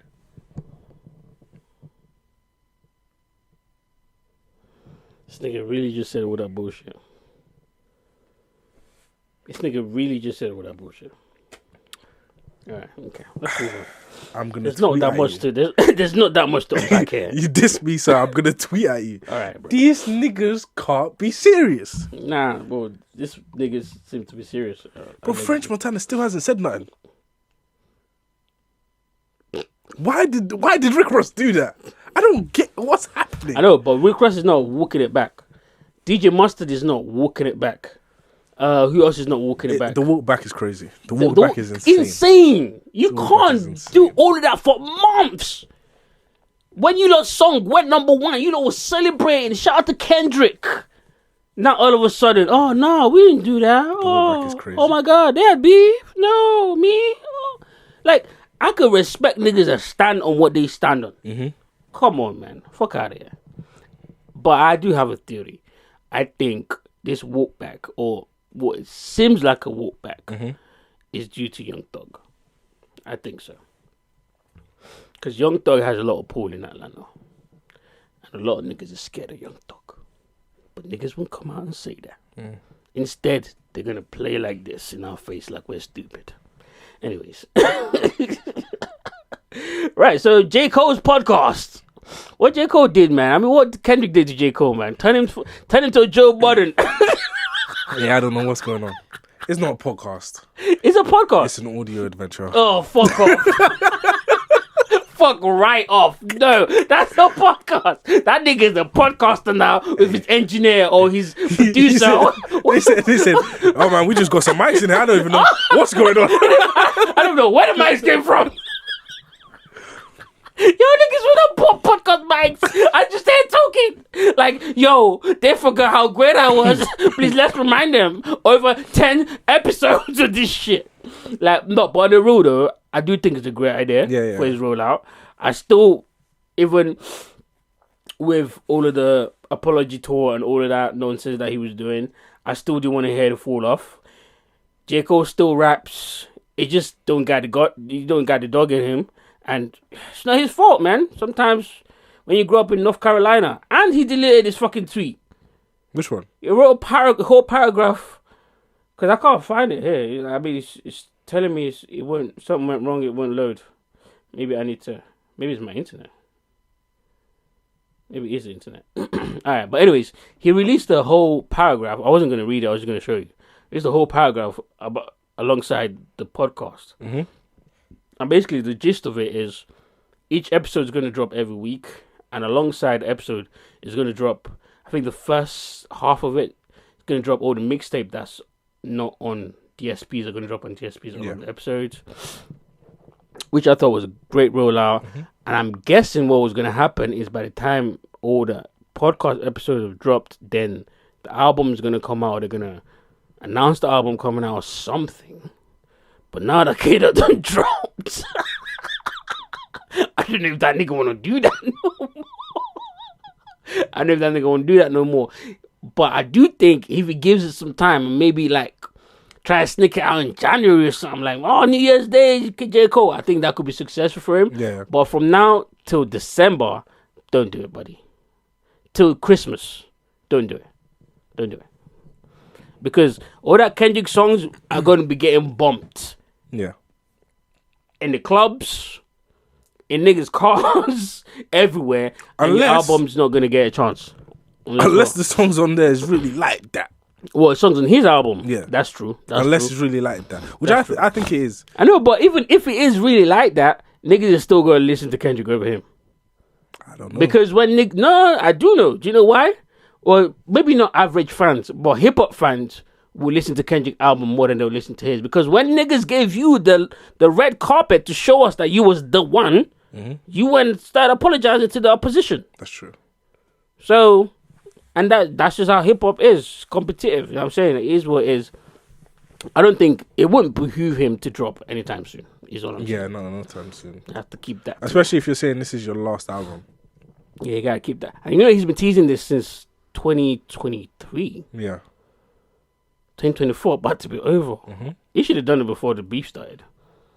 Them niggas was in the way. That was his 2 months. No, he was gonna drop. No, I see what his schedule. I don't think niggas is clocking. He was gonna drop in that 2 months. He was, bro. And Kendrick was like, nah. He's like, I'm gonna give him one for the summer and the winter. Nigga said, fuck both of them seasons. Oh, I'm dead. Oh shit. Excuse me. Oh fuck. That is hilarious, bro. That is funny. Yeah. Oh my god. Took the piss with my man's life. But so the first episode is the come up. Next one is Lights Please. Next one is the warm up. Next one is Who That, and I guess that's the name of the mixtapes that's going to be dropping. And then Friday Night Lights, the Sideline Story, and I think at Born Sinner, because Born Sinner is an album, Forest Hill Drive, because they've got Born Sinner Part 1 and Born Sinner Part 2, which I'm guessing are all going to be stories around the time when those projects were being made. But Born Sinner Part 1, Part 2, and Forest Hill Drive are obviously albums that are already on DSPs. So all the mixtapes will get dropped on DSPs, which I think is a great idea. Roll Out King. Shout out to J. Cole. I mean, he's still doing his thing. Regardless of all the hoopla, we still want to hear great music from him. And he just needs to drop it at the right time, though. Would you be listening to the podcast? Yeah, I'm gonna listen. I will listen to it because it's nice to hear, And J. Cole ain't really done nothing to nobody. if we're being honest. There's no reason to not like J. Cole. We just wish he was not a bitch. That's it. Mm-hmm. But, you know. Anyways. What else? Do you think... I already said I think the album probably going to come at some point after this... Because they can't stop the rollout now. They can't stop the podcast rollout now. They have to just see it through. And maybe plan something else for the album for January or February or something. Do you think the album's coming time straight after? What, the Cole one or the Kendrick one? The Cole one. The Cole one. They'll probably just move it to the same month period, but just next year. That April, June time. Oh, right. Okay, yeah, I think so. I think so too. Unless Kendrick drop a heater in that February. 2026. Yeah, man. Anyways, shout out to J. Cole though. What else do we have on the dial, man? We almost run out of time. Spoke a lot about Kendrick, which rightly so.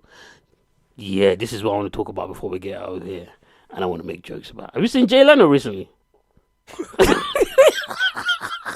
Or is it just me? Bro, there's no way. There's no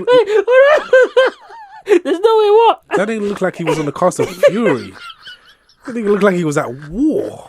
They beat that nigga ass. Pay them niggas their money. No, he fell down a hill. There's no hills. They don't even make hills anymore. Bro, a hill don't fuck up your eye. Bro, they don't even make... Who's he, Jack? Bro. Oh, you seen the video, right? Yeah, I've seen it. Oh my God. What on earth happened to Jay Leno? Oh, your poor face. Look at my eye. Oh my gosh. Jay Leno is all bruised up. The left side of his face is black and blue. His eye is swollen shut. And look at his injured wrist. I broke my wrist. Lost the nail on the finger. And then I'm all black and blue. The comedian says he fell down a 60-foot hill. I said, well, the hill doesn't look that steep. Let me take it down. And then You rolled down a hill? Oh, that's not true. No, that's true. Jay Leno says he was staying at a Hampton Inn about 30 miles outside of Pittsburgh on Saturday night when he wanted to have dinner at a local restaurant before his show. Instead of walking a mile and a half down the road, he decided to take a shortcut down the hill. Not a good idea. This is believed to be the steep incline he tumbled down. Well, I hit a bunch of rocks. It was 60 feet. Incredibly, the famous workaholic legend performed just 3 hours later without even taking a day off to nurse his injuries. Last night, he was back at it again, performing at a comedy show in Beverly Hills. Yeah, that's no. Yeah, nigga, get your ass on that stage, nigga. You got money to pay us. Jesus. Hey, the mob don't care that you this nigga's like 80 years old, bro. This nigga is... And to be honest with you, I thought Jay Leno had money. He does. Well, he should. He should have money. I don't think he do. He's supposed to be filthy rich. Because the mob not gonna fuck you up like this if you got money. Hey, man, gambling. That's crazy. You better hope that don't happen to your boy. Who? Drake.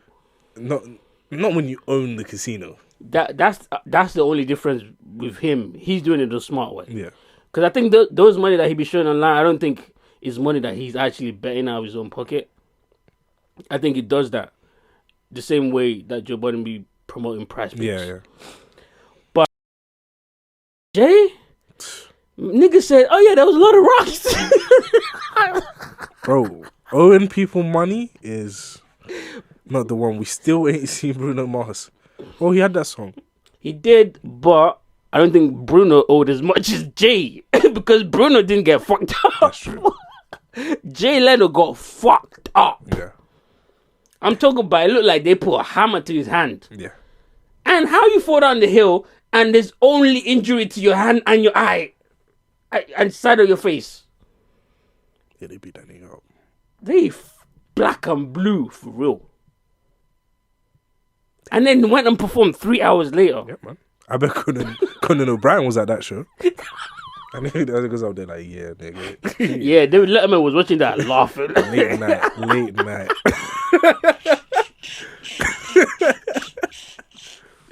That's crazy. They do this to a great white? Oh, them Italian niggas is Oh, come on, man. Come on, that's Jay, man. That's Jay. Oh, shit. This is funny. I'm sorry. This is hilarious. Wow. The Italian mob don't give a fuck. And it might not even be the Italian mob. What mob do you think it is? Nah, it's probably Italian mob. Downtown New York. This is not the... The Bodega Boys is kicking Jay Leno's ass. What's the big idea? Huh?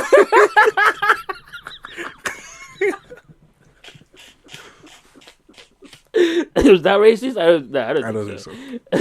That's crazy. Remember try to get that off talking about I fell down a hill.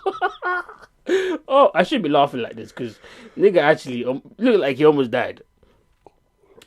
Oh fuck. Nigga said this meme is the funniest thing that came out of the jail. He said nobody Jay Leno. Bro, the Powerpuff Girls used to beat that nigga.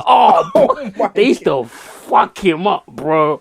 They used to fuck him up. And then nigga come up next episode doing the same bullshit. Bro, I would I'd be like, yeah, learn. I would have been gone. Oh my Jesus Christ. Right, okay, so that was Jay Leno. I just wanted to find out. I hope he's okay. Well, he's not going to be okay for a while. Unless you pay them nigga back. Pay them niggas, Jay, man. Pay them niggas. Congratulations to Cat Williams. He bought a former Alabama military base and he's trying to launch, or he's going to launch a movie studio there. So congratulations to him. Let's give him a round of applause. Nice. Where is the round of applause?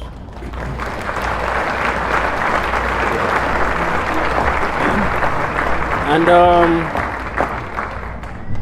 Jonathan Majors finally put a ring on that thing. Saw that? Yeah. How you feel, man? Congratulations to the lovely black couple. Glad he got out of that the white hole.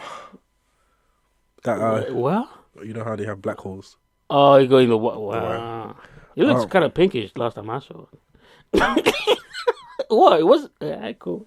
Head out the car. I thought it was pinkish, but alright, cool. Yeah, man. That's not the applause. That's nah. Fuck that nigga. fuck that nigga from here to fucking Saudi Arabia, nigga. What is he doing marrying Megan Good? What's your issue? My issue is that could have been me. Nah, I'm joking. Congratulations to the black couple, man. Begrudgingly. Oh yeah, congratulations. All I'm saying is, I still think it's fake. But whether it's fake or not, I hope they both get what they need to get out of it. Because the reason why I think it's fake is, this is the first black woman you've been with. Niggas know you to like the white meat. Yeah. You telling me she was just that amazing and you just decided to just lock it down? That's how I think it's real. She might put it on that. She might give him the wet. God damn. I ain't never seen that before. Your first black woman is Megan Good. Yeah, man. I'm not gonna lie. He shot. I might bring slavery back. No. I'm locking this bitch down. Whoa, brother, relax. She not like the rest of them niggas. Why would you need to bring slavery back for that? I'm locking this bitch down. There's no escape. That's crazy. That's crazy. Finally had pussy with some seasoning. And thought, nah, never going back. Never going back. Never going. I'm going back, babe. So I didn't want to receive that. Bro, I'm telling you, that nigga was feeling it. Oh, the nigga spiritual came through him. He's like, oh, that's why he was doing them dances. What was that dance that he was doing at that party? Unlocked. His roots is unlocked. That's crazy. Hey, man. And, that nigga was doing the hey. Yeah. Yo. Hey. Don't stop. Don't pick that video. What kind of freedom dance was that? I still can't believe that type of nigga locks down Megan Good. Hey. I don't don't believe it. I'm sorry. I don't believe it. Maybe call me a hater. I don't believe it. I think it's fake. I don't care. You lot could go marry at the chapel at the Vatican. I'll still say it's fake. But hey, man, it's just me. Also, his ex-girlfriend drops the defamation lawsuit that she had against him, which is not the assault lawsuit. I see people conflicting both. He already got convicted for some of the charges in the assault suit, but then she sued him for defamation because he was on TV saying he was innocent, which is crazy, and that's just too much privilege. Yeah. Especially after you was the one that attacked him. But anyways, that's another story for another time. And in other news, Denzel Washington shot some dope up his veins, and the dope was like, "My bad, gang. I knew it was you." Now he said that. I think he was being interviewed. Yeah. And then they asked him something about drugs or whatever because it was his movie. And he was like, "Yeah, no, I done shot dope before, but I ain't get hooked like them other niggas." I was like, "Damn, Denzel, what?" That's not something you just drop in an interview. But I'm glad he didn't get hooked, because otherwise then we wouldn't have had Training Day. Or, what else was it in? Equalizer 1, 2, 3. 4 and 5 coming soon. 4 and 5 coming soon. Was that Dr. Israel Esquire? So Man of Fire. Man on Fire. Man on Fire. I've never seen that one. You've never seen Man on Fire? No, never. Bro, you are in for the ride of your life. Really? It was really good. Man on Fire is fucking amazing. Alright, cool. I'll check it out. So yeah, that was interesting. Speaking of Men on Fire, okay, I think that sounded a little bit. Last episode of The Lioness. Ooh, oh my god. Boy, oh boy. They told them don't go. Is it Zoe Saldana? Yeah. Zoe Saldana, yeah, it is. Fucking amazing. As an actor, right? Yeah. Yeah. Jesus Christ. That whole episode I was locked in. That CIA woman, Nicole Kidman, told them don't go. Yeah. When? Look what happened. Suicide bomber. It was Boom. peak. That whole episode I was crazy. You know she's about to get fired. You think so? Maybe they might even court martial her. Yeah, because you disobeyed direct order. Yeah. But I think her bosses like her. Maybe they might protect her. Yeah. But she was on the phone to her and she literally told her, "Forget about that. This is the mission now. Focus on this." They went. And I get it, obviously, you know, like young girl trafficking. It's like, bro, shit, you feel bad for them. Yeah. But in the suicide bomber, I did not expect that at all. And then they ended the episode. Boom! I was like, what? I was pissed. I was like, I'm surprised they didn't clip him. They just allowed him to like come out like. I know, but they didn't know he had a bomb under his clothes. You know what I'm saying? Like, and if you notice as well, I thought his nigga was about to surrender. Yeah. And then just boom! I was like, what the fuck, bro? Eradicated everyone, bro. I might watch the episode again, cause even I think I'm gonna wait till the season's done and watch the whole season again. I might, cause that scene where they were back in the hangar, yeah, and she was going off, yeah, bro. That's better than the first episode. Facts. She was going off. Yes, because she's a mother. She's like, "Don't fucking give me that bullshit." I said, "Yo." Yeah, and I felt on that, though. I felt it. Because before that episode, I was looking at her like she's a demon and shit. But it's that job that turned her into a demon. Yeah. She's not herself. Like, she fell for them kids. Because they were like kids. They were like 12 to like 18-year-old girls that they found in there. And they were expecting to find drugs in there. Can you imagine that? Bro, this show is so real. Too real. This show is so real. Too real. And then the girl that's going to go clip her father, or the one that they're planting in as a mole, bro, I think she might end up killing her father. Because that nigga got on the dinner table and was just like, women, transgenders, oh my God. That's what the show does. Niggas. That's what the show does so well. I was uncomfortable. I'm in my house. No one is chatting to me. I look at her face after her dad was saying all that bullshit. She's like, I might kill this nigga, actually. I think she might kill him. I was uncomfortable. I was like, nigga, it made me uncomfortable. Up, man. Yeah, it's like, our army's now given to women. And I was like, whoa. You might have to bleep that, by the way. It's like, whoa, what the hell? Brother. Jesus. Brother. Anyways, talking about the F word. Can I say it again? Because you're going to bleep it. Talking about you're going to bleep it anyways. Justice Smollett's conviction has been overturned by the Supreme Court because allegedly it wasn't harsh enough. Oh. Yep. Because you know what, you only got like what's it called, community service, and I think 150 days in jail, and served only 6 days before he was freed, pending an appeal.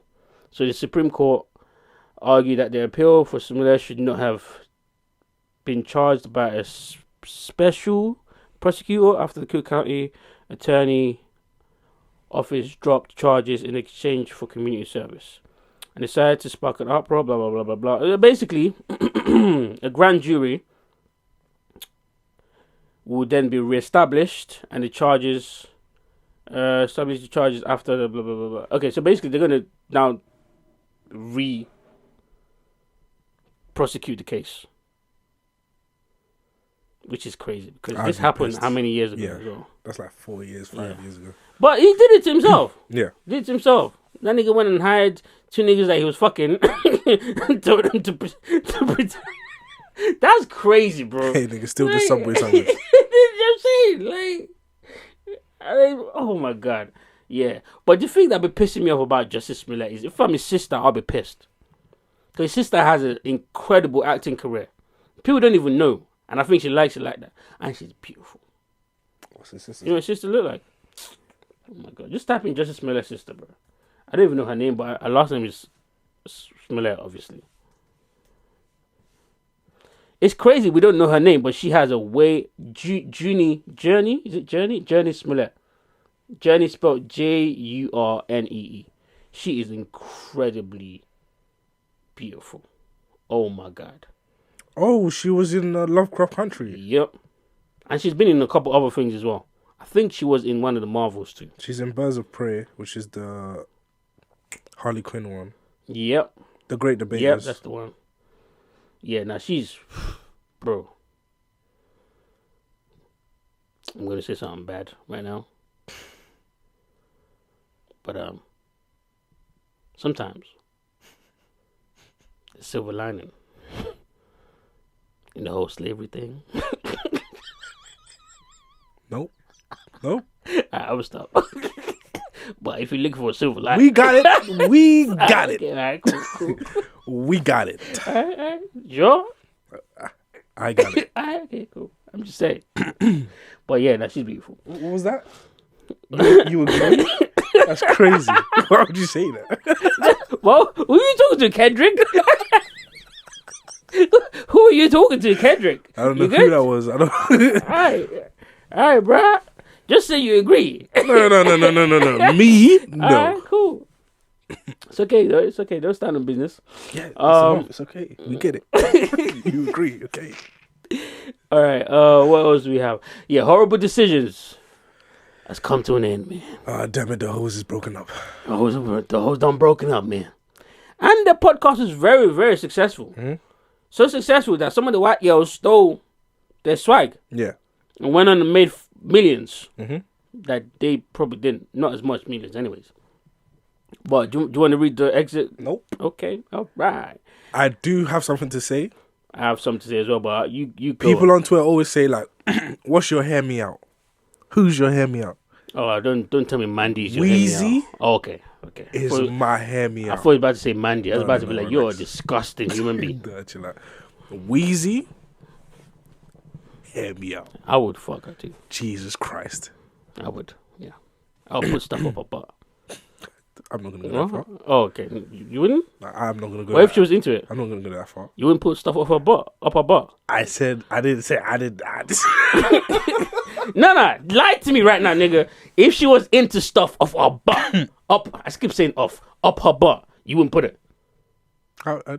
See? Why niggas so scared to say it's cool? Bruh, I don't know. Oh, you think your Christian girlfriend gonna hear this? What is wrong with niggas? You can't tell niggas nothing. I didn't even tell niggas nothing. You tell me. I interpolated. Don't interpolate ever again. Alright, fine, whatever, nigga. But yeah, Horrible Decisions is broken up. I was gonna play another one, Bites the Dust, but I have a serious conversation. Mm-hmm. When you seem to be the common denominator in every venture disbanding. Yep. At what point did you look in the mirror and say, maybe I'm the problem?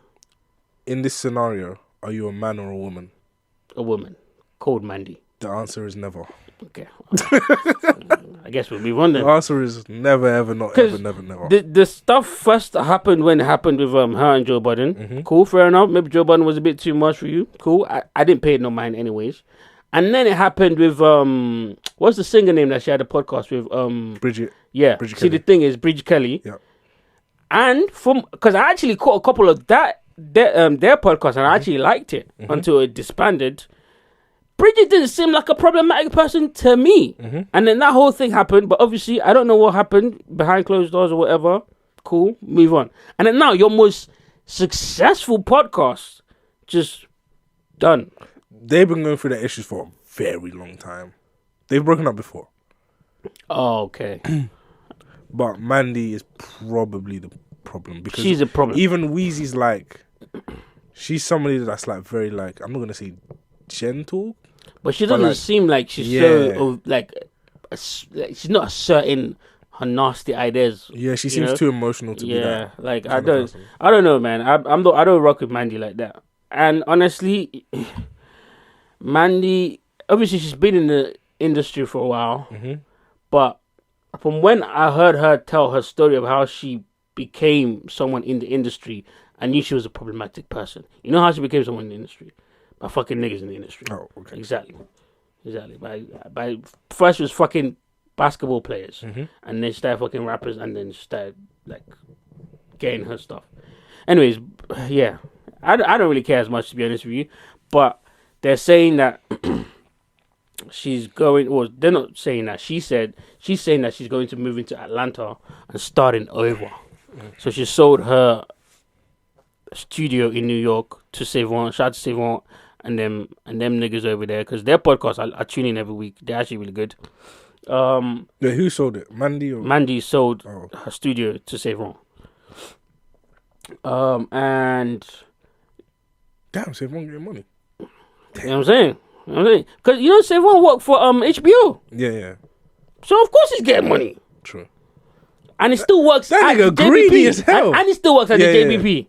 That's crazy. Yeah. But shout out to Savon the Don, man. It's crazy. His story is actually very inspirational when you think about it. But and shout out to Alex and Reggie as well. Their podcast is great. I still want to know what happened to that baddie.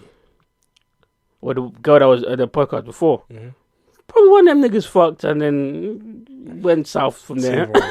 Yeah, Savon probably fucked and they went back. Because you can tell that Savon and Reggie are actually friends. Yeah. Because obviously Reggie got a boyfriend or whatever. And it's never just that. Like, they just give the vibe of they platonic friends. And Alex too. But the other girl, I don't think it was the same vibe. Oh, I think you're right. Because I remember Joe and them making fun of him about the trainer. You know what I'm saying? And she had a trainer. Exactly. Drama. I remember that episode of this was the Rory and Mo era. Let's put it that way. Damn. I remember that episode. Yeah. Anyways, why would drop that out for the rest of us? Drop that. It's crazy. Nigga, go do your research. Nigga, I can't find her no way. I tried. You're disgusting. Bro, she's bad. You are disgusting. Nigga said, I've tried. But why would such a successful podcast call it quits? What do you think? I'm talking about horrible decisions now, of course. Yeah, they've been going through the issues for a while. I used to listen to Brilliant Idiots in like 2015. Damn, that's early. And I knew about horrible decisions because they're all in like the same ecosystem. Yeah, they had their issues for a long time. Fair enough. But Weezy's got mad studios. People use her studios all the time. They both have different ventures, so they'll be fine. They'll be fine. I mean, no one's gonna be and like that kind of content has like but it's just too much of a waste. But that kind of content has like an expiry date on it anyway. Not really. At least podcast episode every week. Go tell that to Alex, whatever her name is. They call her daddy girl. That bitch just made 60 million solo. Off of talking about the exact same thing. True, but that's white women. Yeah, but we need to stop blaming things on race. Yeah, we already know that racism is a part of it. Cool. But you then adding on top of that, in terms of like, okay, what I'm trying to say is this: if the weather is pouring down rain, at least protect your umbrella. Do you get what I'm saying? You lot built something. I think so. Okay, think about the analogy. Yeah. It's raining, you're gonna get wet. Your umbrella is there to protect, to give you some type of security, right? Think about the podcast as your umbrella, right? So it's not all sunny; it's raining. Yeah. If you was a white girl, it'll be sunny for you. You don't need the umbrella. They're black women, so they're not gonna get the same deals as white women. Yeah. We already know this, and I'm not dismissing it, but I'm just saying that if you do have such a successful podcast that you've built up by yourself without any big sponsors, why not diversify it and bring in even more women, and then you become the person and step away? Do you know what I'm saying? Yeah. You know what I'm saying? Instead of just crashing everything you build, it's just kind of like pointless. You can't keep blaming everything on the white man. What are you doing? And when you've done something, why are you destroying it? Is what I'm saying. Because it's not easy to, like, we're trying to do it as well, but it's not easy to immerse a fan base, especially not in 2024. Yeah. It's not easy. And now that you've done it, you just got rid of it like that. There's people that's upset about that. They did say that it was that chapter, so the brand horrible decisions might continue in some other capacity. If I'm Weezy, you best pay me. Yeah. You best pay me for that half, because I did the same to get us here. But we'll see what happens. And in other news, HBO released a statement saying they stand behind J.K. Rowling, because she has the right to feel that these niggas is trans and these niggas is not women. That's what they said, not me. Because the reboot of Harry Potter is about to come out on that HBO. Listen, I'm going to be so real right now. Oh, that's crazy. I know what you were about to say. Them woke niggas had me thinking that J.K. Rowling said something about black people. Nah, it's about trans people. She never. Turns out she wasn't talking about people. Yeah, she wasn't talking about. She never said nothing about no black people. It was about trans community. Listen, man. She was basically saying, you know, if you're trans, you're not a real woman. I ain't gonna lie. I mean, not that you're not a real woman, but you're not a biological woman, and that upset them. Hey, man. So what are you saying? I don't care. Oh, okay. So you're not saying that she's right? No, I don't you're care. Not saying she's wrong either. I don't care whether she's right or wrong. I like Harry Potter. Have you seen I don't need trans people in Harry Potter. I don't care. Dumbledore might be. Yeah, but they didn't define his gender. But that's what I'm saying. I don't know what nobody was. Oh, I see. I know my nigga Harry didn't get no bitches. He didn't. In the first half until he got depressed. Nah. No, Dumbledore linked him at the bar, and he was trying to chat. He was trying to go crazy. home with the bartender girl. Oh! I thought he was about to say, and she was black. I thought he was about to say he's about to go home with Dumbledore. No. Nasty. For real. And she was black. He was pulling baddies. For real. Yeah. Did he fuck? No, Dumbledore cock blocked. See? Crazy. Hella niggas had owls. That's true. So I don't know what's going on right there. That's a good point. Niggas had wands. That's a good point. I don't know what niggas was doing with the wands. Niggas had the secret of chamber of secrets. I don't know if their chambers were getting opened. I don't know what was happening. There was some opening of chambers for sure. I don't need. We are sick. You're the one that started this. We are. You're the one that started this. Nah. No way, though. If we were, I wouldn't be Mandy. I'm not Mandy. Nobody wants to be Mandy. But no, we're not horrible decisions. No. Fuck that. We're talking the hardest, nigga. Yeah, I don't. Anyways, yeah. Yeah, I agree with HBO. Stand with the person that's bringing money to you, and not niggas that on the internet just talking because they want to change their sex or support people that. And also, as a creator, if you're gonna get rid of me, get rid of my creation. No, they can't. Then live with it. Because she owns it. Then live with it. Sorry. And it's fucking Harry Potter. Yeah. That shit been existed before you niggas knew you wanted a different gender. Yeah. What are you talking about? Allegedly, of course. I love the LGBTQ community. And you don't need to be included in everything. That's true. But they don't believe that. Fuck off. You can't say that, legacy. Bruh, you can't say that. it's That's enough. discriminatory. I'm sick of it. Yeah, the first sign of a failing nation. Oh, I'm joking. That's what that nigga said at the dinner table. It's when they started giving women machine guns and shit. Oh shit, you're a woman driving a helicopter? Oh my god, America is failing. We need standards. Yo, he's nuts. He was crazy for that. And his daughter sitting right there.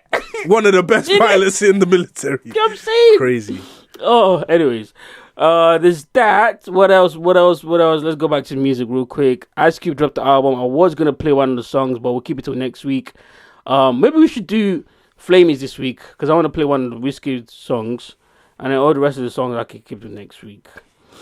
So shout out to Ice Cube, man. I'm gonna listen to the album and I'll tell you how I feel about it.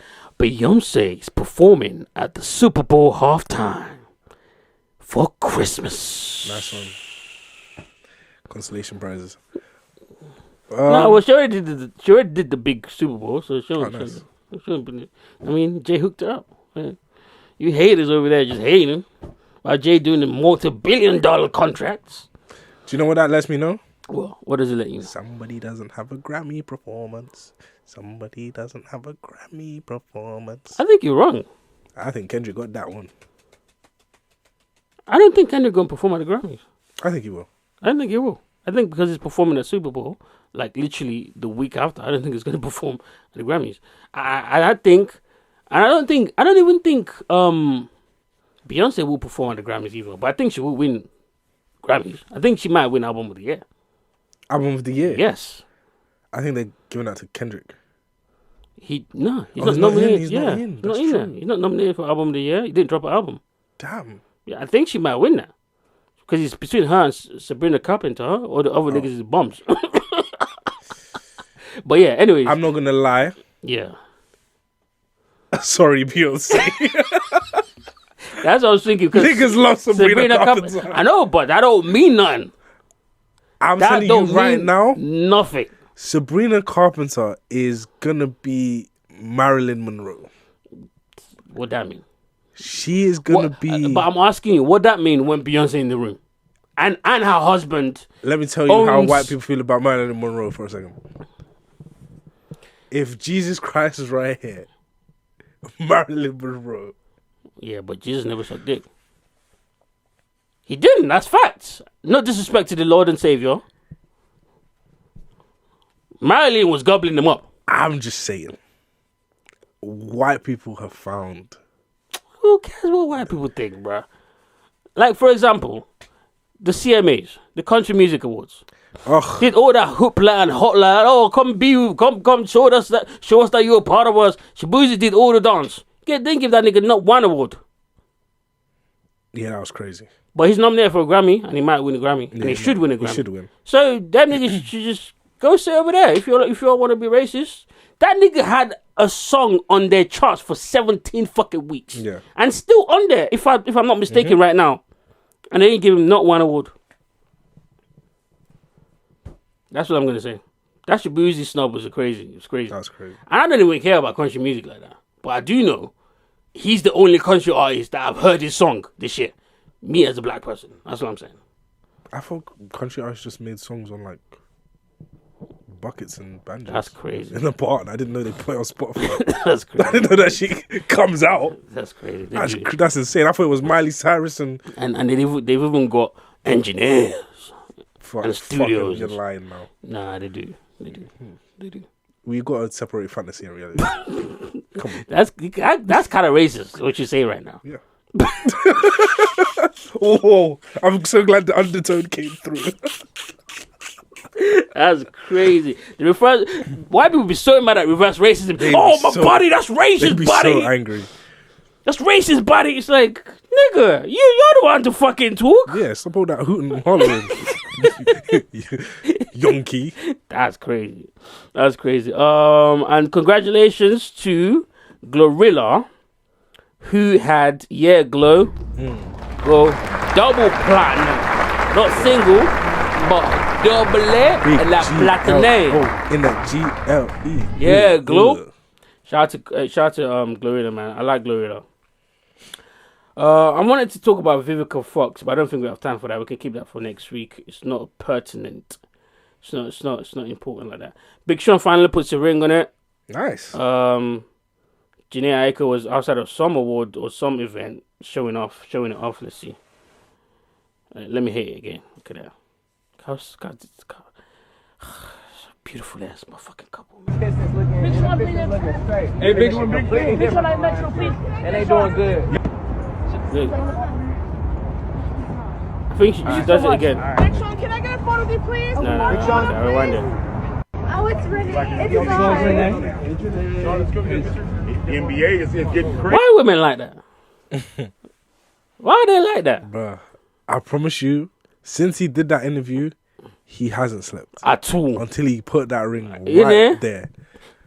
Every day she woke up in the morning and played this for him on loudspeaker. Mad. I know he couldn't live in that house. So what was this explanation that he was doing? God damn it. She's for millions of people? I know. So you don't want to marry me? You don't love me? Going through it. That nigga had to put a ring on her finger. But why do women do that though? That's a legit question that I have. Why? Because women... This episode has been going so well. Women like to be owned. Would you like to elaborate? No, sir. No, thank you, officer.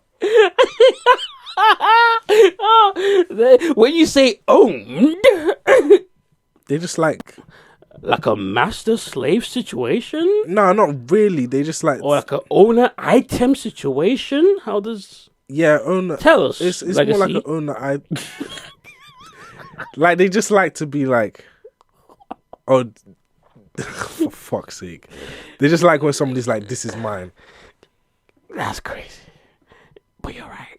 I was super correct. Yeah, absolutely. And right. that's why I'm not supposed to say that. You are absolutely... That's why they'll kill you. Whenever you're super correct. Yeah, that's what... Oh, they hate that. Jesus. They hate that. You correct? Hey, man, nah. It is what it is. Hell no. But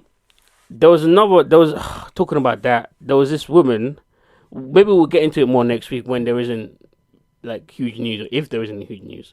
There's this woman who was a single mom, right? Mm-hmm. She had 2 kids.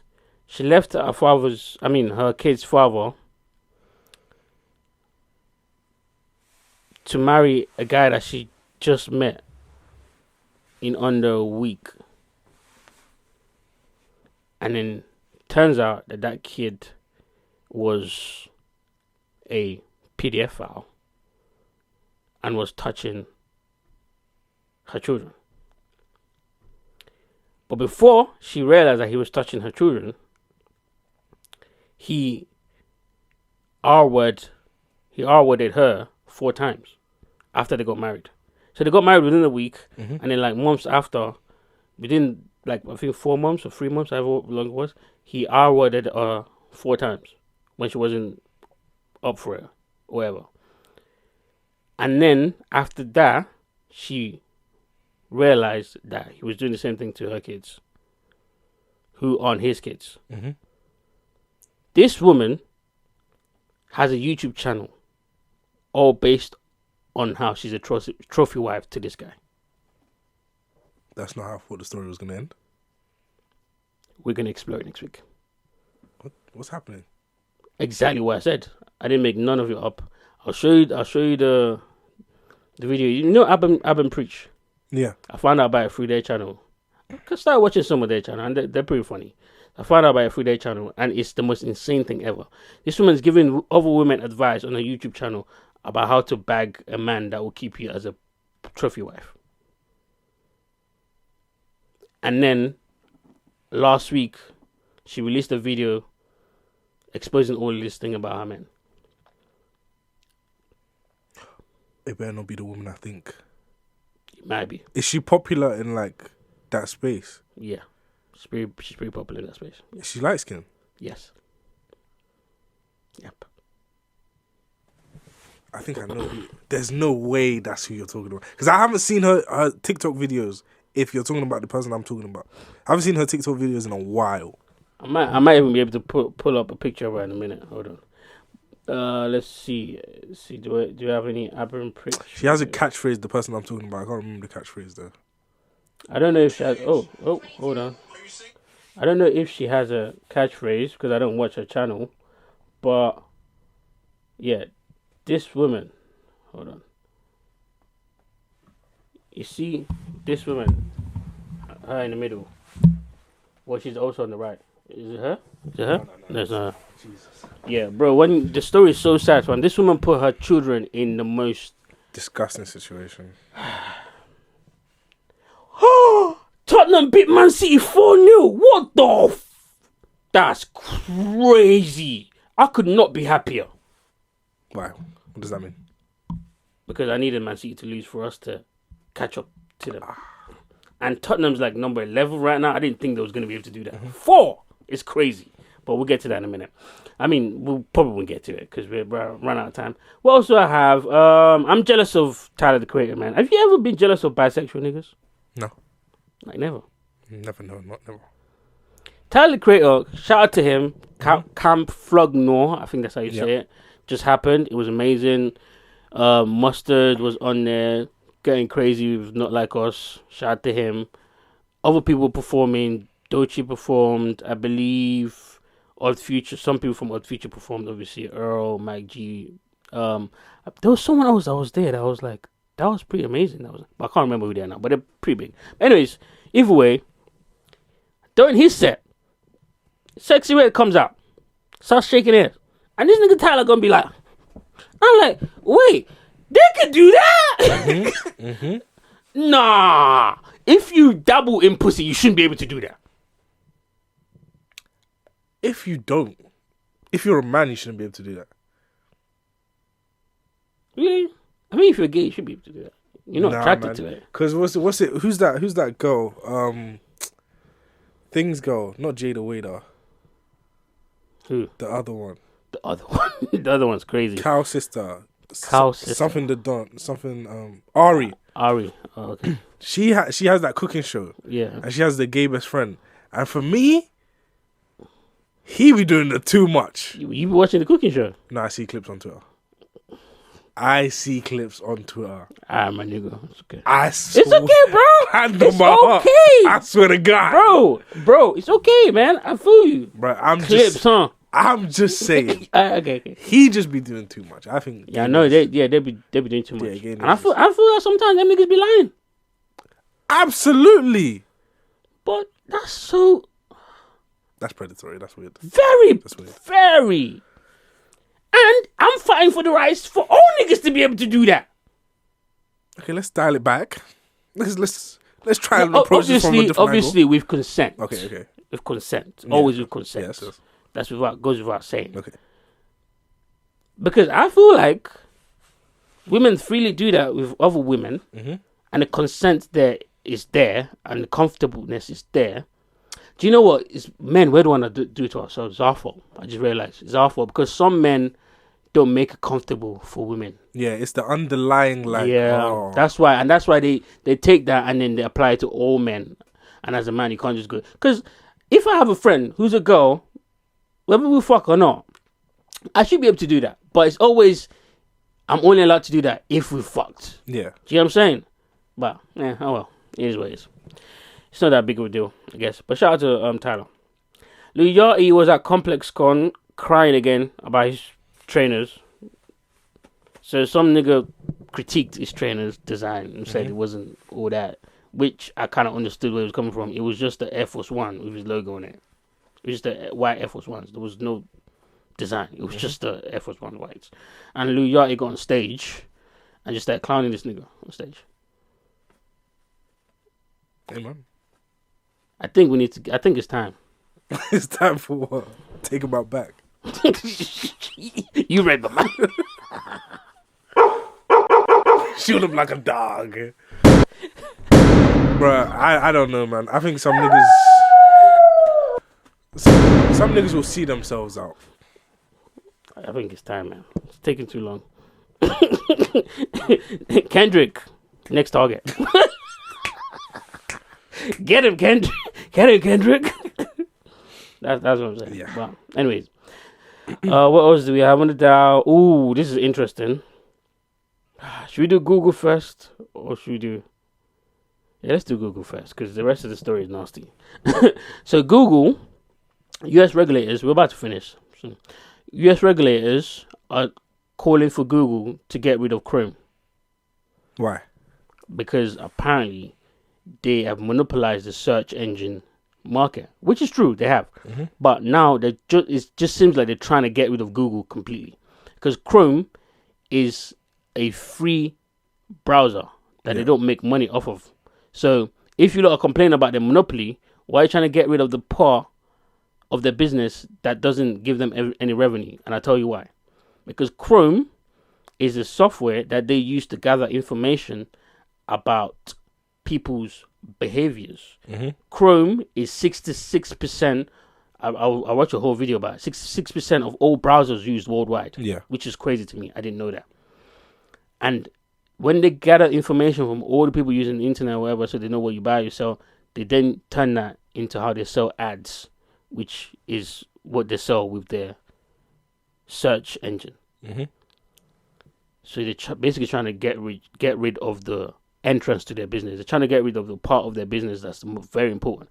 So what would have made more sense to me is after uncovering all the bribery and all the under the table payments to put Google on all the phones and all the search and all the other web browsers and all this stuff, just slap them with a fine and make it illegal for them to do that. But instead, you don't want to get rid of the shit, get rid of something that's got nothing to do with what you are suing them for in the first place. Yeah. So someone has it out for Google. And they were trying to break that whole conglomerate anyway. They were trying to get YouTube off. Yep. Yeah. And they're trying to get them to get rid of Android as well. Yeah. Which is insane to me. Tech wars. Tech wars. Because as they're doing all of this, Apple's still monopolizing the phone industry. Yeah. And to a certain extent, the streaming industry too. Yeah. It's really just... There's a shit to Apple. People in Senate getting paid or buying stocks and then... Yeah. And they say shit to Amazon neither. Tech wars, man. They say shit to fucking... What's that nigga up? Elon Musk. They say shit to Mark Zuckerberg. But it's Google. And I think they're going to have a long day. Because Google has resources. But we'll see. We'll see how that goes. People are complaining because Chrome also as well. People in tech are complaining because Chrome is very important to the ecosystem of web browsers and web browser designs, because what Google did is that they made it open source and released the source code for Chrome so that other people can use the foundation of Chrome to make their own web browsers, so that people can. So it's easier for people to make their own web browser and give it other type of functionality and shit like that. So people in tech are I guess behind Google with this, which is a smart thing that Google did, to be honest with you. But we'll see how that goes. I don't think they're gonna win this battle. And niggas might hack their whole shit by the time this is over. Anyways, talking about shit. Miss B Nasty. No. Ate some shit. No. She put out a butt plug. Put it right in her mouth, man. She into scat now. Apparently, it's happened in 2019, though. You good, bro? I can't. No, that's so disgusting. Yeah? That's nasty. That's so nasty. Guess what? She didn't know there was shit on it. She didn't know there was shit on it. People been going in on her on Twitter. She released a couple of tweets, but I'm not going to read them because I can't bother. We're out of time. Do you want to have a conversation about it? No. Okay. You ever No. You never mistakenly ate shit before? No. Fair enough. I mean, according to Be Nasty, that happens all the time in her world. Right. Jesus. Yeah, I look at her completely differently now. Yes. Next, what else do we have? Got a couple of things. I'm just gonna do quick hits until last one. Pope Francis calls for an investigation to determine if Israel's war is a genocide, and now all the Jews are against him. Crazy. A billionaire who owns a internet service provider met a COD gamer, or he turned up outside of Lidl to meet a COD gamer because the gamer called him to a one-on-one fight after he was talking shit about his internet speeds being slow. And the billionaire nigga turned up, but the other nigga didn't turn up. He stood on business. And it was in front of a Lidl, which made it even more funny. In France. France is a strange place. Very strange place. Very strange place. What else do we have?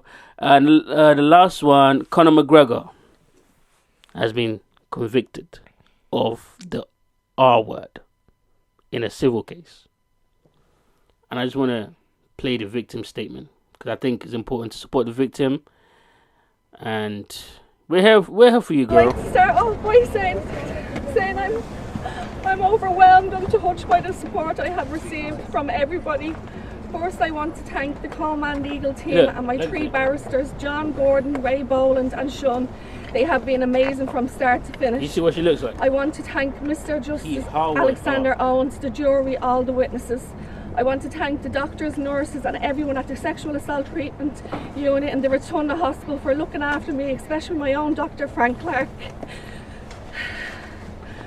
I want to thank the Rape Crisis Centre, especially Cleena, who has been by my side throughout this entire period. I want to thank all the guards and the ambulance crew. I want to thank all the women and men out there who have supported me throughout this trial. For every person. Yeah, you get the gist. She was very emotional. She was thanking everyone. And I have to say, I believe her. I don't even know that much about the case, but I believe her. I do. Because I've seen how Conor McGregor acts. Mm-hmm. Coupled with the fact that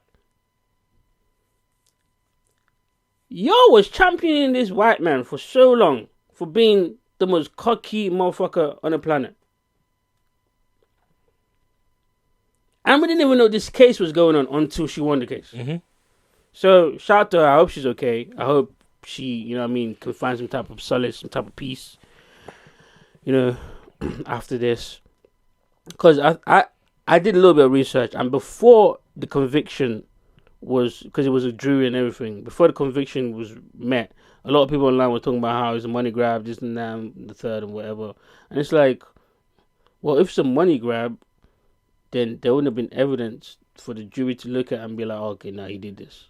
That's how I see it anyways. Even though there isn't much information out as to exactly how or what happened, they closed those.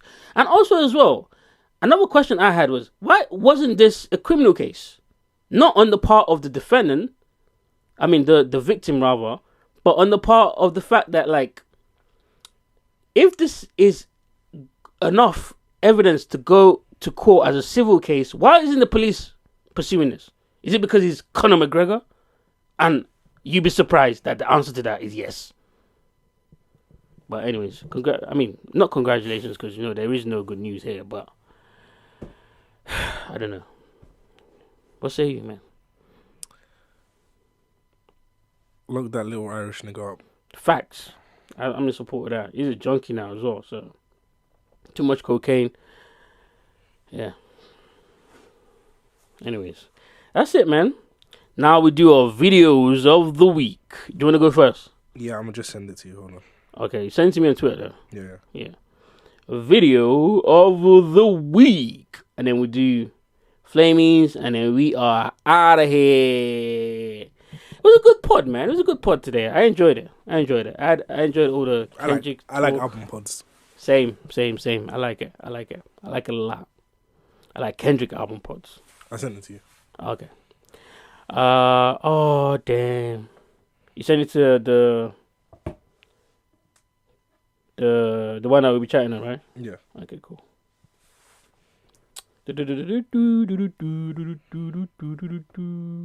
Actually, I think I do have it on here.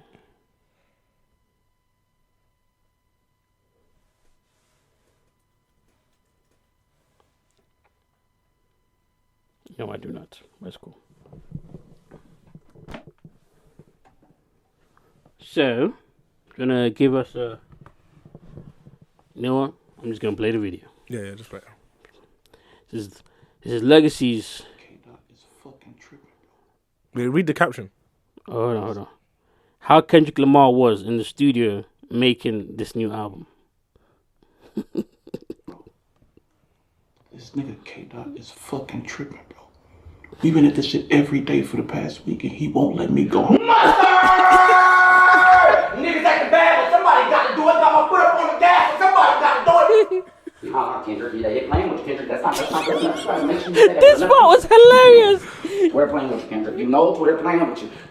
Don't tell me they're playing with me. What they playing with me for? And you know what? I feel like they wouldn't cut it. I hit that one more time. You want to hit that one more time? I should hit that one more time. They playing with my body. I told you to play with my body. I'll box me and play with my body. You can't box me. You gotta show what you reason. You gotta hit that one more anger. I gotta hit that one more hatred. They gotta feel the hate. They gotta feel the hate. They gotta feel the hate. Niggas acting bad. I saw the video. I thought it was exaggerated. No, it was not. He moving in the right spots and everything. You telling this nigga not crazy? I don't know. I've been here for 3 weeks, bro. Crazy. I don't know what to Who's crazy? Oh! Playback. I said playback. Yeah, I got you.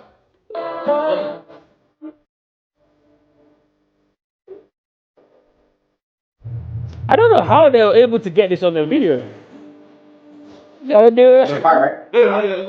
Drop down. What? It's 9 a.m., Kendrick. Niggas don't drop out until 9 a.m. I do. Drop it. We ain't promoing.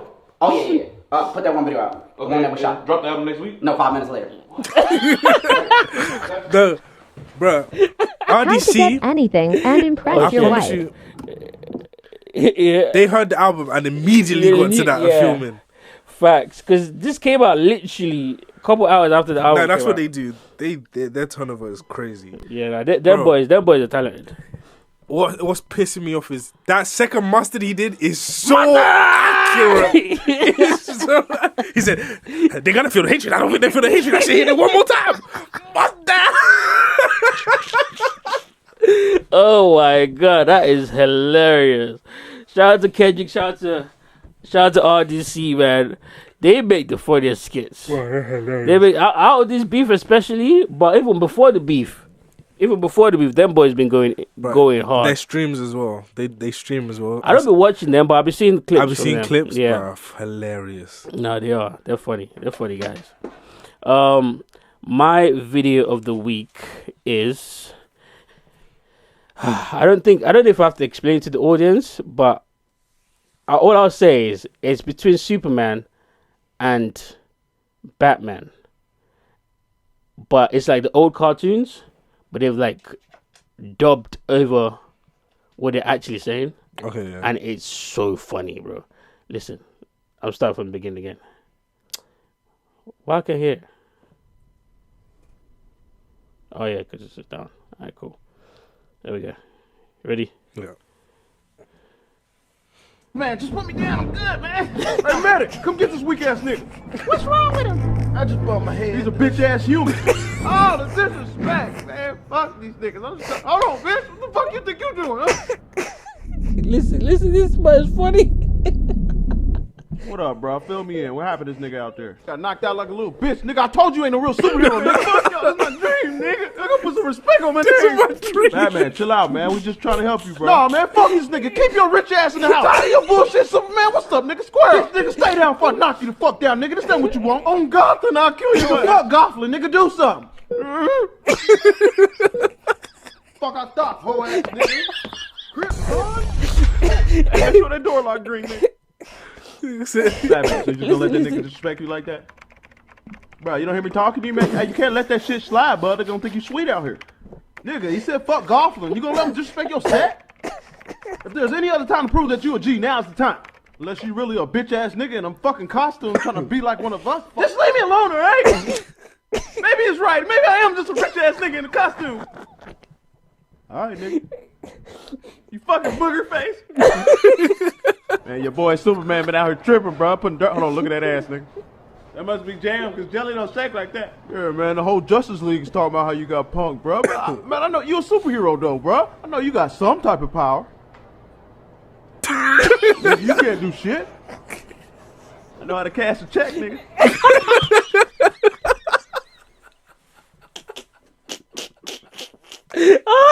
Bro, release every episode of this. Facts. That shit is hilarious. Nigga said, I know how to cut your check, nigga. Bro, his face is so dead. He said, you got one superpower, nigga. Oh, shit.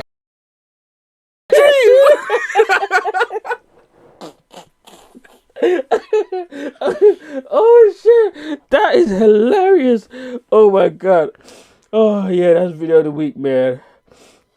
Let me give you like some tunes and then we get out of here, man. Lexi, you're doing the outro, so might want to find out your songs and shit like that. Oh fuck, what am I even playing? Yeah, Wizkid.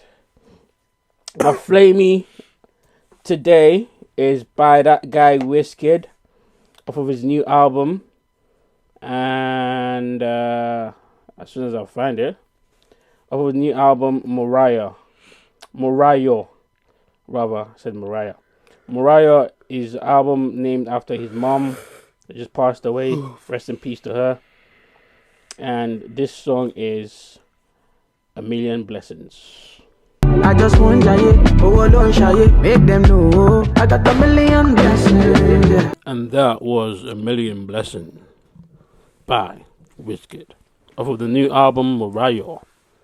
Crazy album, crazy sounds. Wizkid's a legend, man. I'm sorry. Absolutely. Absolute legend. that whole album, well, half of it, because I haven't heard the rest. Different vibes, different tunes. Obviously dedicated to his mom, but everything sounded beautiful. So shout out to Wizkid. My Flame is gonna be off the Kendrick album. I have to play it. This is gonna be TV Off by Kendrick Lamar.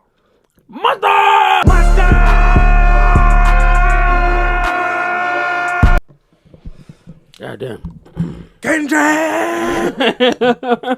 That was Kendrick Lamar, TV Off. That's the song I was talking about. That shit gonna be in clubs. Bro. Crazy. On the festival stage when that mustard! Bro, the stage is gonna shake. Yep. Next tour I'm going. Fam, I'm saving up from now. And Drake is going on international as well. For real? For the first time in a war since. I think Drake, that's where Drake messed up at. What? Not doing as much international shows as he should have done. He should have done way more. Fact. But yeah, I might. Well, we might roll to the Drake one as well, and the Kendrick one as well. It's not announced yet, though. Kendrick is gonna go. I know, but it's not announced yet. Yeah, it'll be later. Yeah, I reckon it'll be probably like summer next year. You know. Yeah, that's what I'm thinking.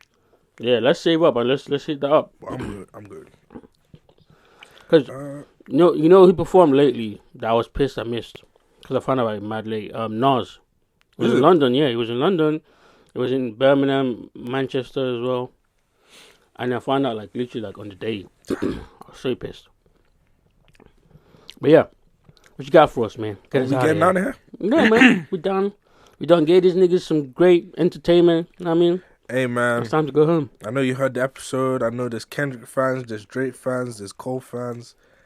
But why can't we all just be fans of music, man? All right, Jacob. Some great music came out. I'm enjoying.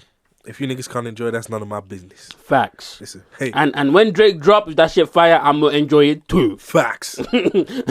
I'm sorry. I'm not picking a side. The rest of you father kicked you out that. See you next That's time. funny. Let me get myself in order. Let me get myself ready. Listen, remember, always aspire to inspire. Facts. Keep your thoughts based in reality. The goal is to live the dream while awake. Even if you're vegan, always raise the stakes. Raise it. Don't let goofy niggas in your presence, because if you let a nigga shenan once, best believe they gon' shenan again. Choose to die trying, because you'll die even if you don't. Come on, man. Attention is the #1 killer of the bad bitch shit. Ladies, please be careful. Not everyone who's trying to achieve their goal will succeed, but everyone who tries will share in the joy of the journey.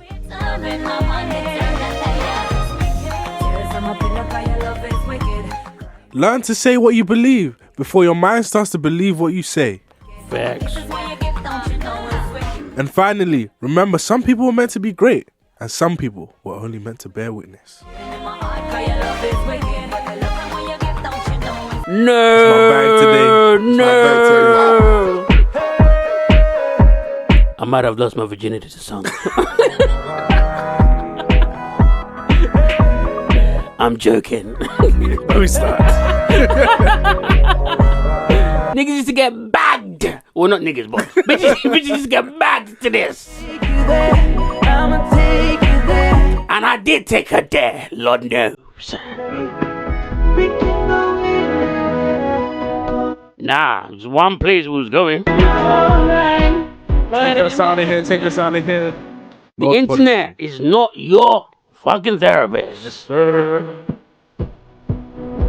And he's not gonna buy your back in for free. You're going to need to suck some dick.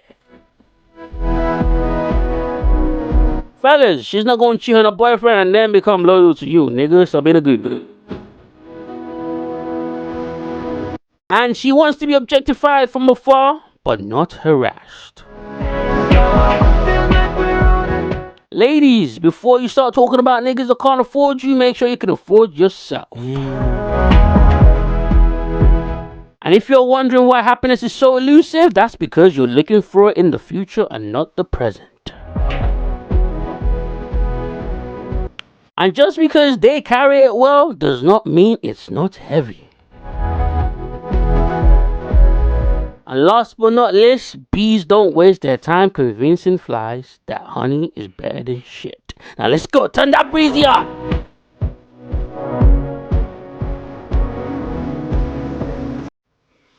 With that said, Black English and Legacy. Hereby close your church affairs.